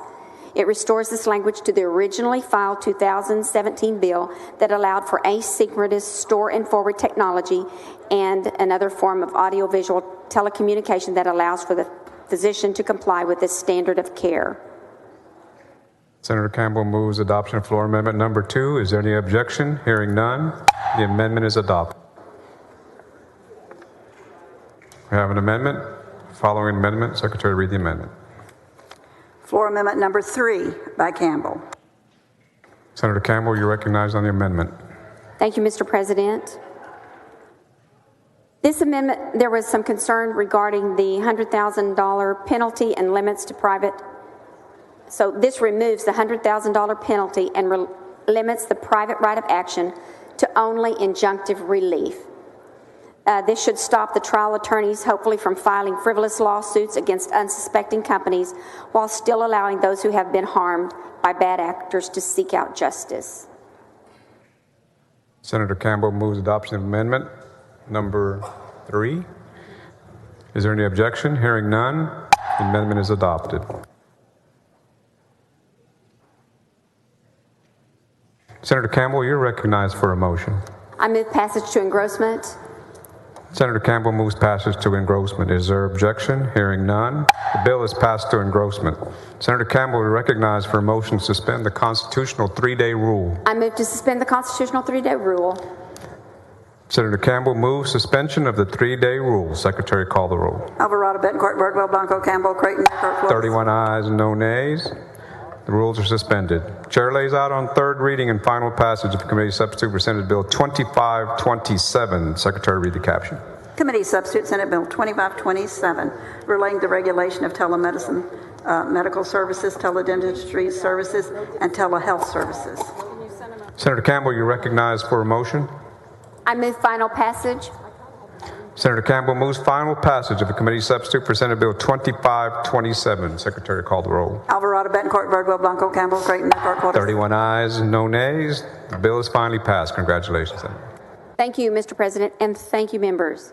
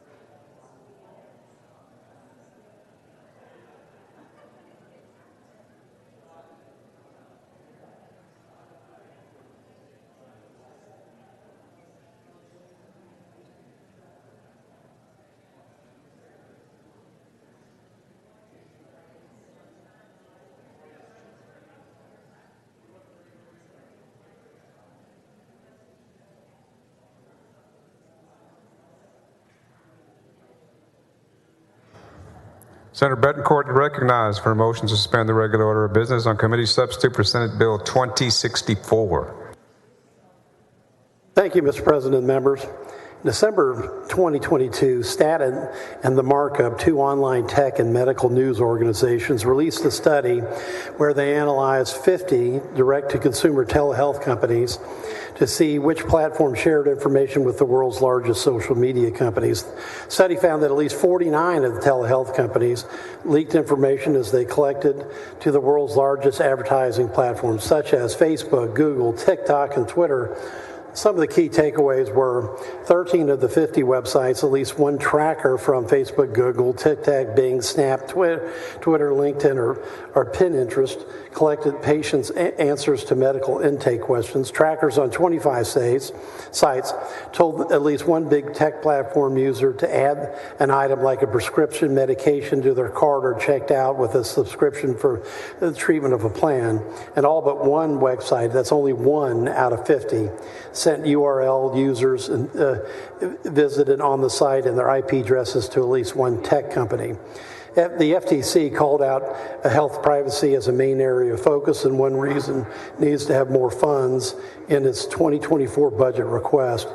So the SB 264 would ban physicians, health professionals, dentists in Texas from working for an entity that provides telecommunications or information technology to enable the service if the entity engages in the sale or otherwise shares patient information with a social media platform. I do have a floor amendment to address some of the concerns that have been brought to our office about legislation to ensure that it isn't just doctors, but the companies that also faces consequences for selling private information. With that, Mr. President, I move, take up and suspend the regular order of business and consider the committee substitute for Senate Bill 2064. Senator Betancourt moves suspension of the regular order of business on committee substitute for Senate Bill 2064. Is there objection? Hearing none. Rules are suspended. Chair lays out on second reading committee substitute for Senate Bill 2064. Secretary, read the caption.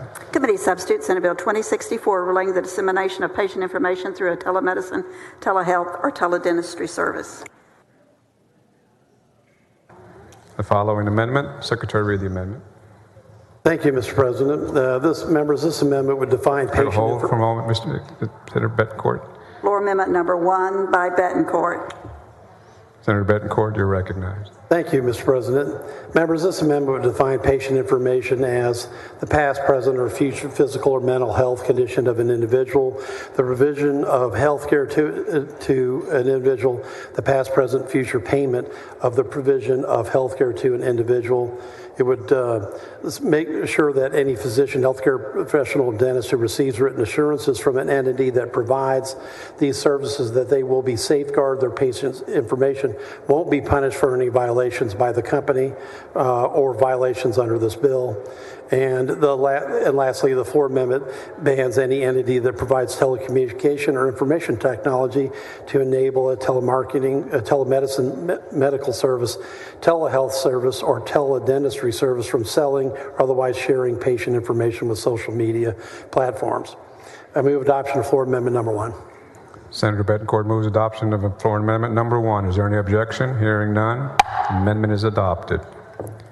Senator Betancourt, you're recognized for a motion. Thank you, Mr. President. I move passage and engrossment of the committee substitute of Senate Bill 2064. Senator Betancourt moves passage to engrossment. Is there objection? Hearing none. Bill is passed to engrossment. Senator Betancourt, you're recognized for a motion to suspend the constitutional 3-day rule. Thank you, Mr. President. I move to suspend the constitutional rule that bills be read on 3 several days. Senator Betancourt moves suspension of the 3-day rule. Secretary, call the roll. Alvarado, Betancourt, Birdwell, Blanco, Campbell, Creighton. 29 ayes and 2 nays. The rules are suspended. Chair lays out on third reading and final passage of committee substitute for Senate Bill 2064. Secretary, read the caption. Committee substitute Senate Bill 2064 relating to the dissemination of patient information through a telemedicine, telehealth, or teledentistry service. Senator Betancourt, you're recognized for a motion. Thank you, Mr. President. I move final passage of the committee substitute of Senate Bill 2064. Senator Betancourt moves final passage of committee substitute for Senate Bill 2064. Secretary, call the roll. Alvarado, Betancourt, Birdwell, Blanco, Campbell, Creighton, Eckhart, Porter. 29 ayes and 2 nays. The bill is finally passed. Congratulations, Senator. Thank you, Mr. President and members.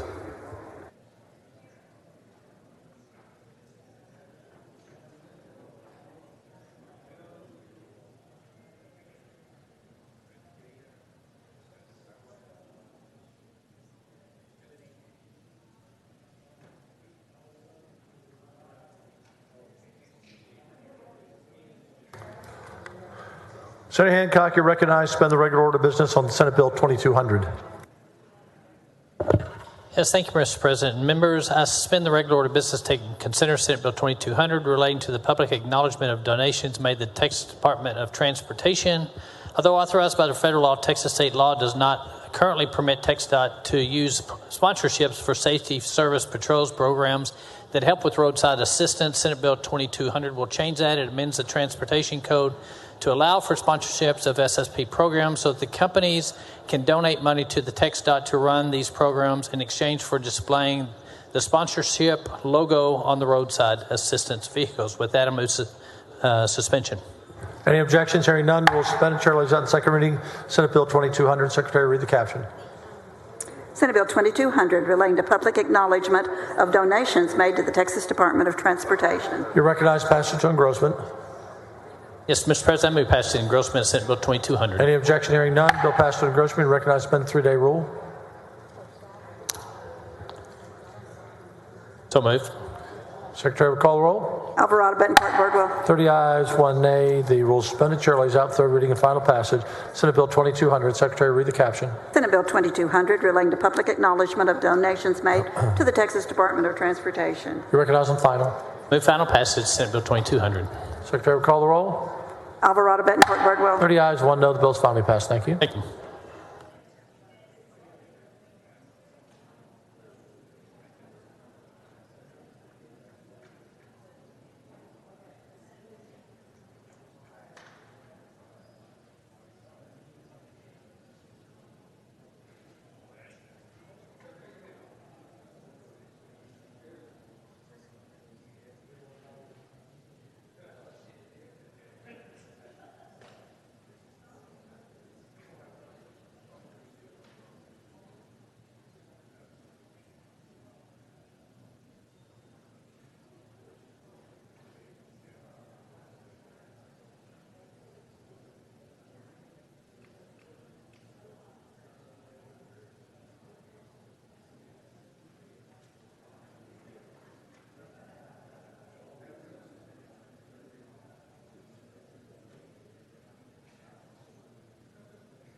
Senator Alvarado, would you like to pass this bill or I can wait? Do you want to hold and I'll come back to you? Okay.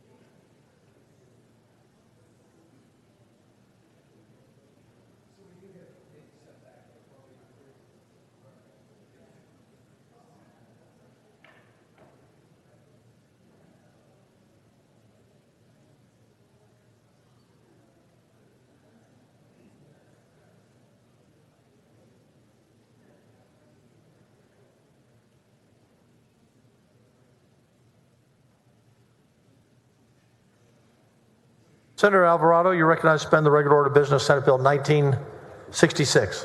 Okay. Thank you, Mr. President. Senate Bill 1966 creates a grant program to fund school-based clinics. These clinics are staffed by multi healthcare providers. We do have an amendment coming up, Mr. President, that will have an expiration date. The chapter will expire on the second anniversary after all money appropriated for this program has been expended. And I know that Senator Kokorsz also has an amendment to add some changes to the bill. And with that, I suspend the regular order of business. Secretary will call the roll. Alvarado, Betancourt, Birdwell. 20 ayes, 11 nays, rules suspended. Chair lays out on second reading Senate Bill 1966. Secretary will read the caption. Senate Bill 1966 relating to a grant program for school-based health care initiatives established to serve certain underserved students.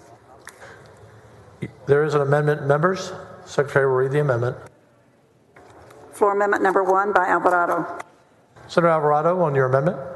Thank you, Mr. President. This it has an expiration date on the second anniversary of the date that all money appropriated for the program established under this section has been expended. Any objection? Hearing none, amendment is adopted. The following amendment. Secretary will read the amendment. Floor amendment number 2 by Colhorst.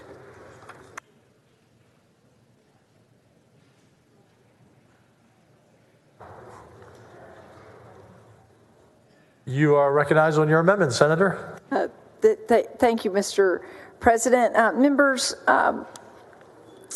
Senator Alvarado and I worked on this floor amendment. It emphasizes that clinics funded under this program must focus on primary and preventative health care, and it will clarify that any services received under the program shall only occur with the consent of the student's parent or legal guardian. Senator Alvarado on the amendment. It's acceptable. I want to thank Senator Colhorst for working with our office. You heard this bill in your committee, you supported it, and I think by adding in the changes, hopefully we can pick up a few more votes along the way, but removing behavioral health as a service that's provided and also requiring parental consent. I know that was very important to some members. So with that, I do accept the amendment. Any objection? Hearing none, amendment is adopted. You're recognized on passage to engrossment. So moved, Mr. President. Any objection? There is. Secretary will call the roll when ready.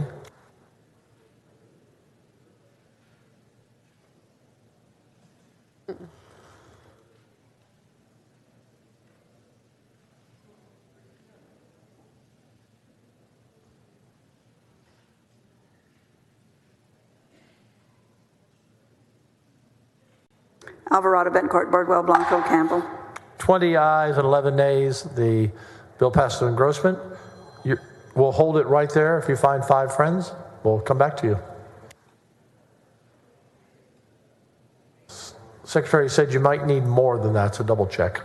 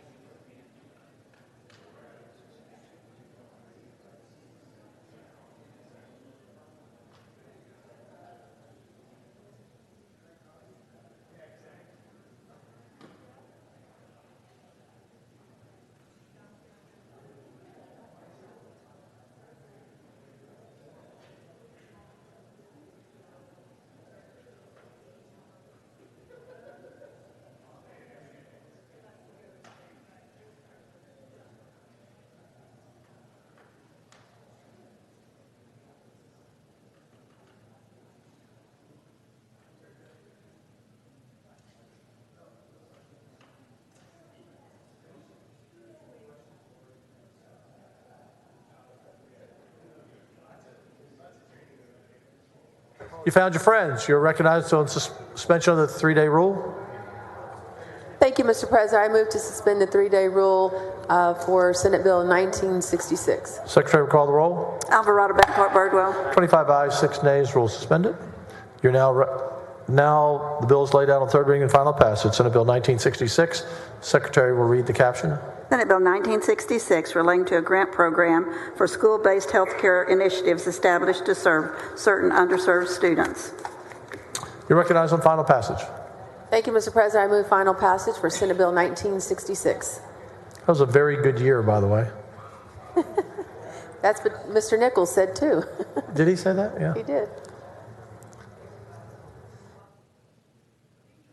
A few of us on the floor are old enough to remember it was a very good year. Secretary, call the roll. Alvarado, Bettencourt, Birdwell. 20 ayes, 11 nays. Bill's finally passed. Thank you. Thank you, Mr. President and members.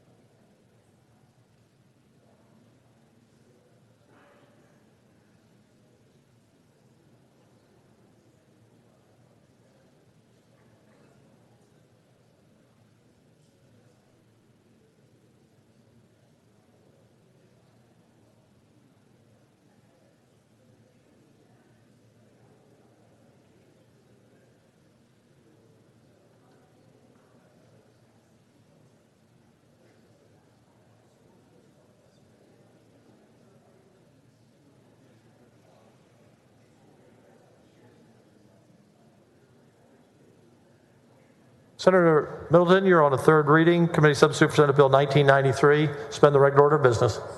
Thank you, Mr. President. Members, I move to suspend the Senate's regular order of business to take up and consider committee substitute for Senate Bill 1993. Secretary, call the roll. Alvarado, Bettencourt, Birdwell, Blanco, Campbell. 19 ayes, 12 nays. The rules are suspended. I'm sorry, Senator Eckhart, your light was on. You're going to speak on third reading? Okay. Yes, sir. Hold. Okay. Bill The chair now lays out on third reading committee substitute for Senate Bill 1993. Secretary, read the caption. Committee substitute Senate Bill 1993 relating the authority of the Secretary of State to order a new election in certain counties. Senator Eckhart, you're now recognized. Thank you so much, Mr. President. What is the cost of a do-over of an election in a county of this size? We've heard testimony that it is in the tens of millions of dollars. So the enormous cost of this bill is out of proportion with the harm the bill seeks to address. I completely agree that no polling place should run out of paper.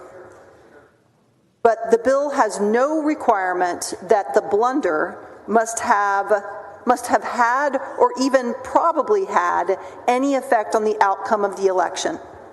Without having to show a harm or even a probable harm, this is an extremely expensive fix. And for that reason, I'll be voting no.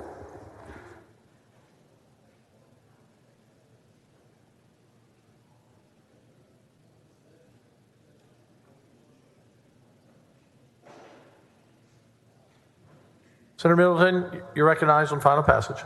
Thank you, Mr. President. Members, what this bill does is it's very simple. It is both an encouragement and a deterrent to make sure that all polling locations have enough ballot paper. It should not cost anything. This is very simple. There's only one out of 254 counties that got this wrong. And what this bill does is provides a remedy to voters in that situation in which ballot paper has been denied, and make sure that they get to vote again. And with that, I move final passage.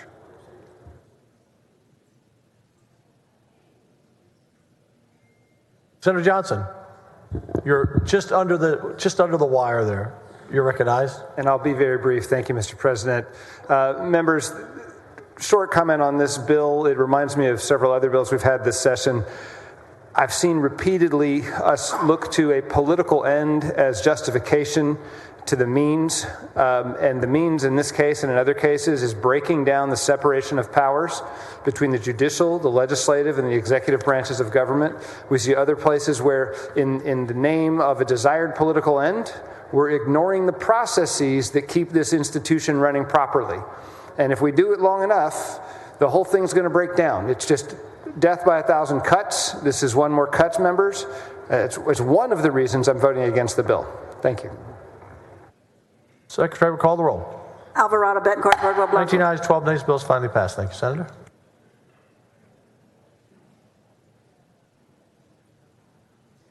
Senator Eckhart, would you like to pass the bill? Okay. You're recognized. Committee substitute for Senate Bill 258, suspend the regular order of business.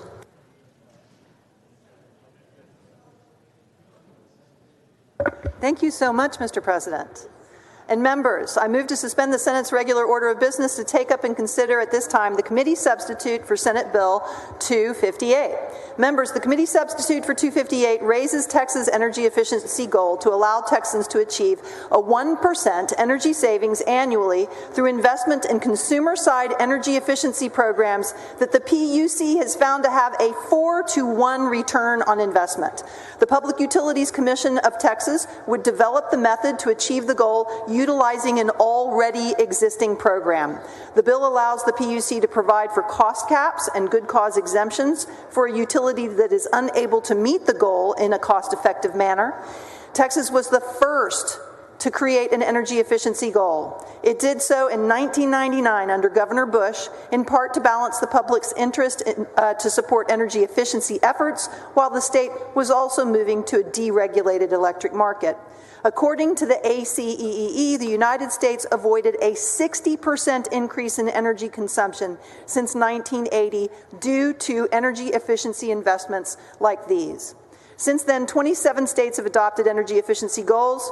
Where it was once first, Texas is now last among them.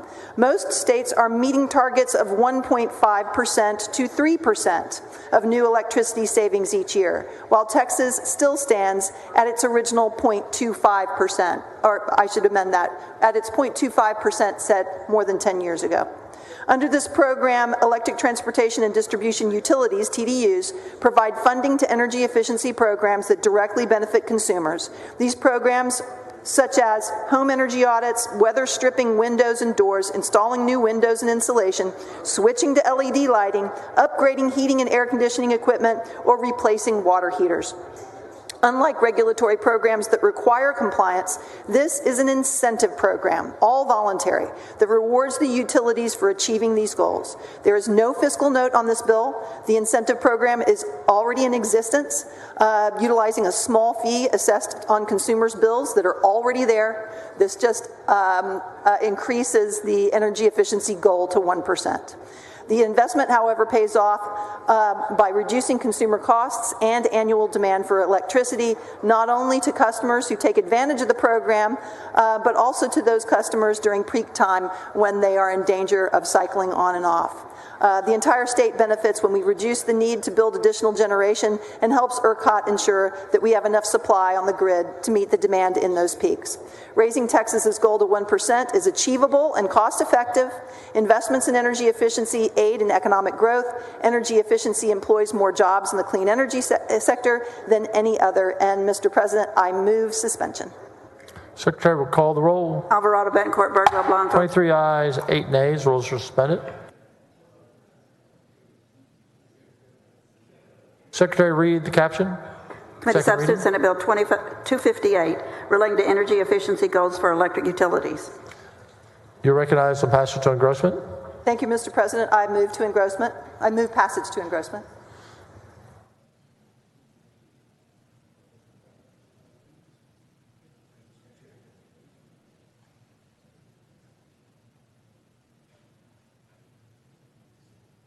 Secretary, call the roll. Alvarado, Betancourt, Birdwell, Blanco. 18 ayes, 13 nays, and we'll hold right there. The bill passed to engrossment. Friends.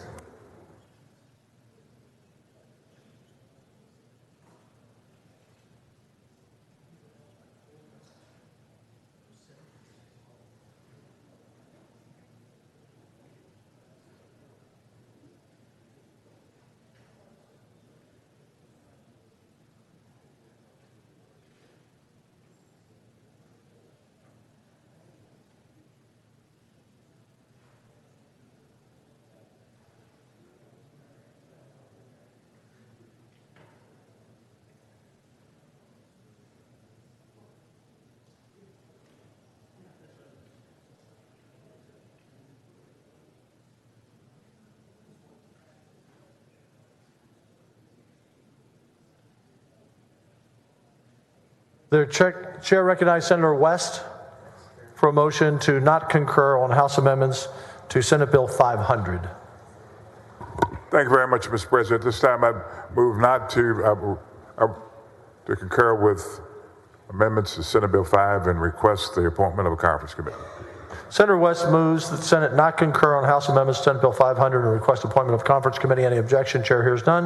Are there any motions to instruct? Chair hears none. The following conferees.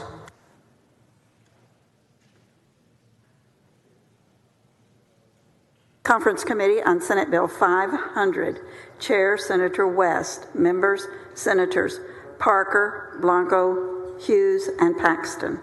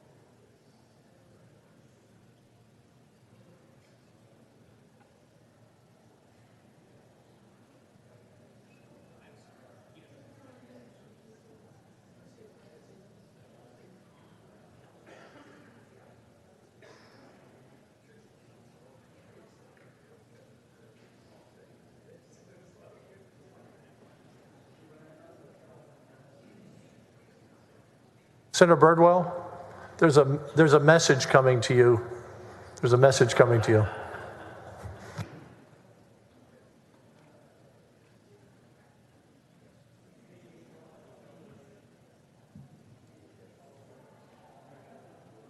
Members, the following motion in writing.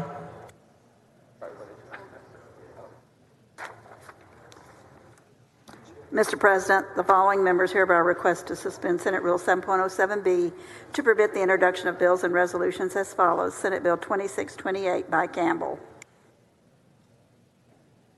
Any objection? Hearing none.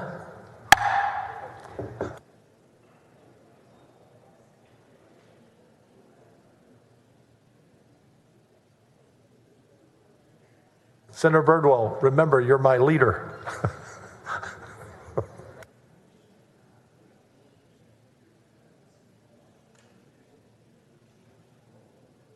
The following bills and resolutions on first reading in reference to committee. The Secretary will read the bills and resolutions. Senate Bill 2628 by Campbell relating to requiring medical clearance before admission to an inpatient mental health facility to Health and Human Services. House Bill 2 to local government. House Bill 3 to education. House Bill 6 to criminal justice. House Bill 9 to finance. House Bill 12 to Health and Human Services. House Bill 13 to education. House Bill 17 to state affairs. House Bill 25 to Health and Human Services. House Bill 64 to criminal justice. House Bill 87 to state affairs. House Bill 100 to education. House Bill 114 to education. House Bill 162 to water, agricultural, and rural affairs. House Bill 178 to criminal justice. House Bill 249 to education. House Bill 299 to Health and Human Services. House Bill 357 to state affairs. House Bill 422 to criminal justice. House Bill 579 to education. House Bill 617 to Health and Human Services. House Bill 626 to finance. House Bill 627 to transportation. House Bill 628 to transportation. House Bill 637 to Health and Human Services. House Bill 653 to jurisprudence. House Bill 659 to transportation. House Bill 681 to education. House Bill 692 to water, agriculture, and rural affairs. House Bill 750 to the Subcommittee on Higher Education. House Bill 890 to education. House Bill 900 to education. House Bill 999 to Health and Human Services. House Bill 1002 to education. House Bill 1067 to education. House Bill 1333 to water, agriculture, and rural affairs. House Bill 1547 to jurisprudence.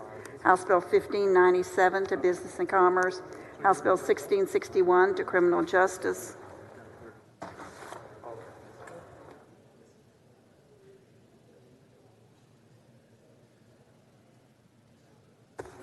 House Bill 1662 to education. House Bill 1707 to education. House Bill 1771 to Health and Human Services. House Bill 1772 to water, agricultural, and rural affairs. House Bill 1789 to education. House Bill 1826 to criminal justice. House Bill 1846 to transportation. House Bill 1950 to natural resources and economic development. House Bill 1957 to business and commerce. House Bill 1993 to criminal justice. House Bill 2012 to education. House Bill 2059 to Health and Human Services. House Bill 2063 to water, agricultural, and rural affairs. House Bill 2067 to jurisprudence. House Bill 2070 to jurisprudence. House Bill 2083 to transportation. House Bill 2100 to education. House Bill 2138 to state affairs. House Bill 2153 to local government. House Bill 2158 to the Subcommittee on Higher Education. House Bill 2195 to transportation. House Bill 2196 to state affairs. House Bill 2361 to education. House Bill 2373 to water, agriculture, and rural affairs. House Bill 2388 to water, agriculture, and rural affairs. House Bill 2464 to finance. House Bill 2518 to business and commerce. House Bill 2629 to state affairs. House Bill 2727 to Health and Human Services. House Bill 2755 to water, agriculture, and rural affairs. House Bill 2774 to water, agriculture, and rural affairs. House Bill 2804 to Subcommittee on Higher Education. House Bill 2892 to education. House Bill 2901 to Transportation, House Bill 3013 to Business and Commerce, House Bill 3060 to Natural Resources and Economic Development, House Bill 3065 to Water, Agriculture, and Rural Affairs, House Bill 3075 to Criminal Justice, House Bill 3144 to Health and Human Services, House Bill 3192 to Criminal Justice,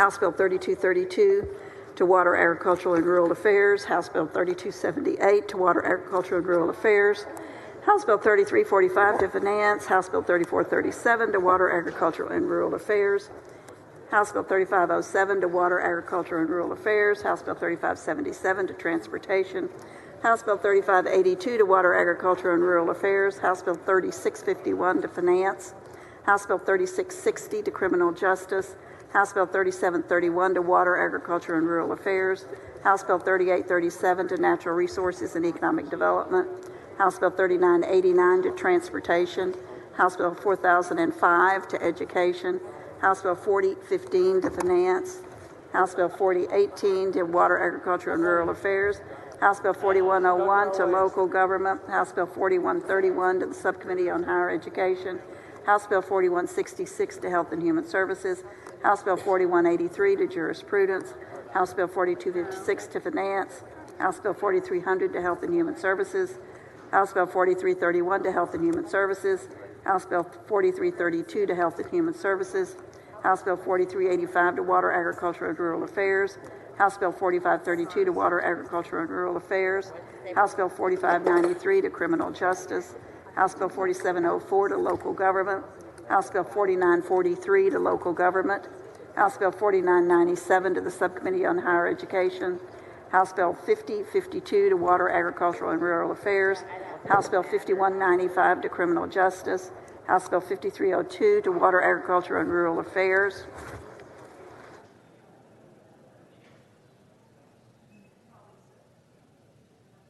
HCR 4 to Administration, HCR 27 to Administration, HCR 30 to Natural Resources and Economic Development, HCR 37 to Administration, HCR 45 to Administration, HCR 61 to Administration, HCR 82 to Administration, HCR 86 to State Affairs, HJR 1 to Local Government, HJR 2 to Finance, HJR 47 to Local Government, HJR 107 to Jurisprudence, HJR 125 to Business and Commerce, HJR 150 to Local Government, HJR 170 to Education.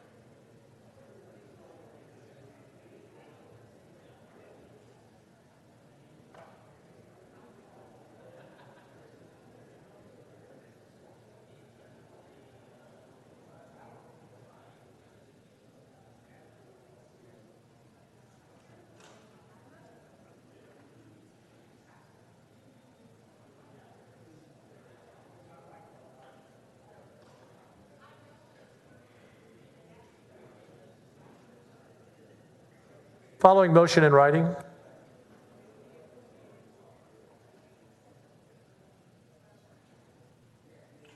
Mr. President, I move suspension of Senate Rule 5.14, the intent calendar rule, in order to move the intent calendar deadline to 4 p.m. today. Motion by Hall.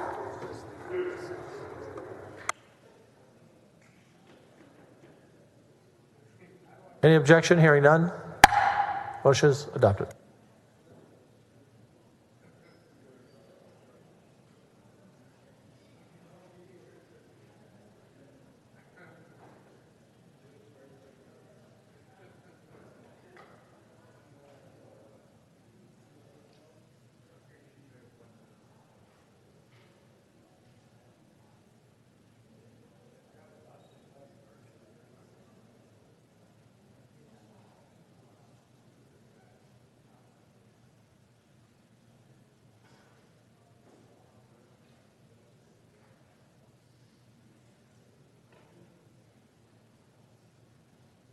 Senator Eckhart, you found some friends. Committee substitute for Senate Bill 258.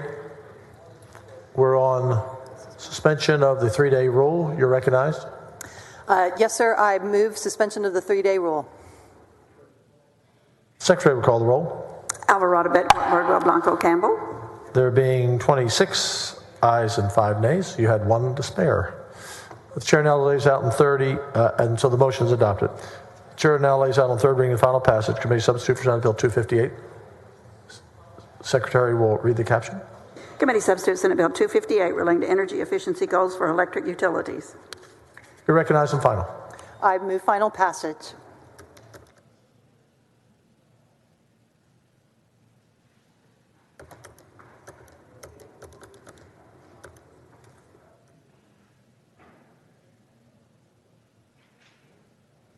Secretary will call the roll. Alvarado, Bettencourt, Birdwell, Blanco. 18 ayes, 13 nays. It's always good to see teamwork. Thank you, Senator. Thank you so much, and thank you to my newfound friends on getting that to third reading. Deeply appreciated. The bill is finally passed.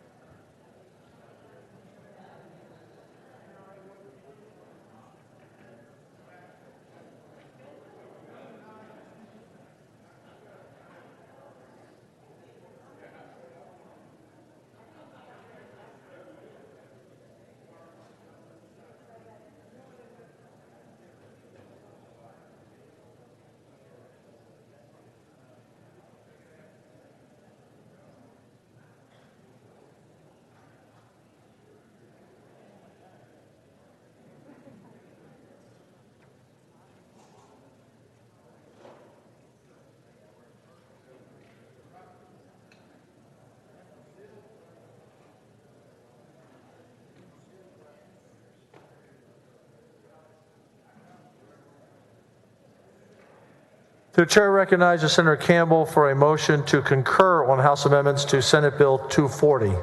Thank you, Mr. President.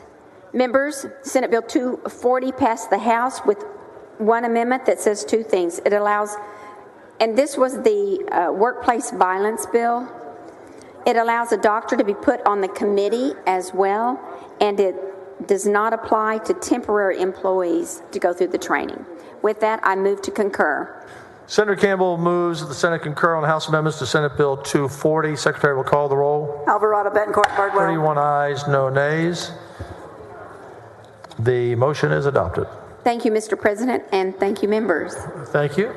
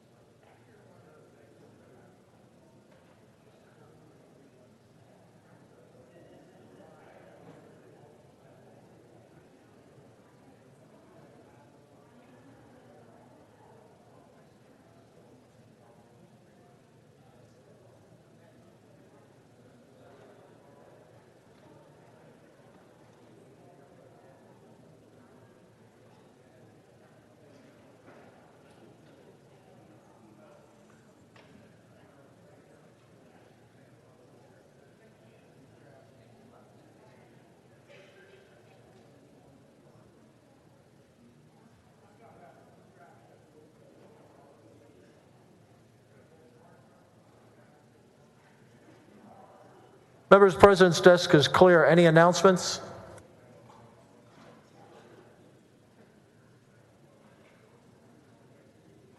That's a first. Oh, Senator Creighton, you have an announcement.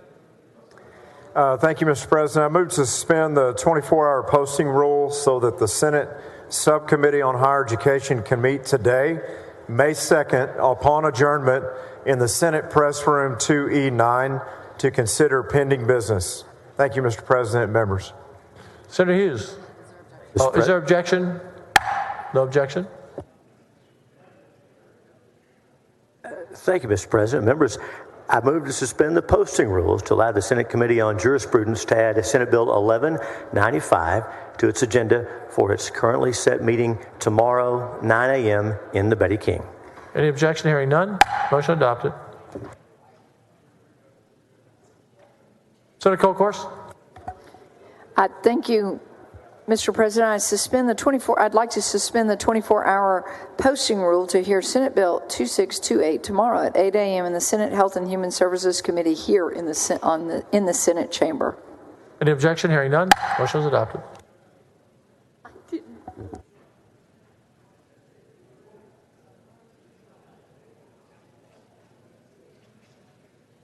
Chair recognizes the Dean of the Senate for a highly privileged motion.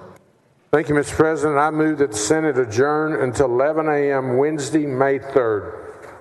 Thank you, sir. Any objection? The Senate stands adjourned until 11 a.m. Wednesday, May 3rd. Thank you, members.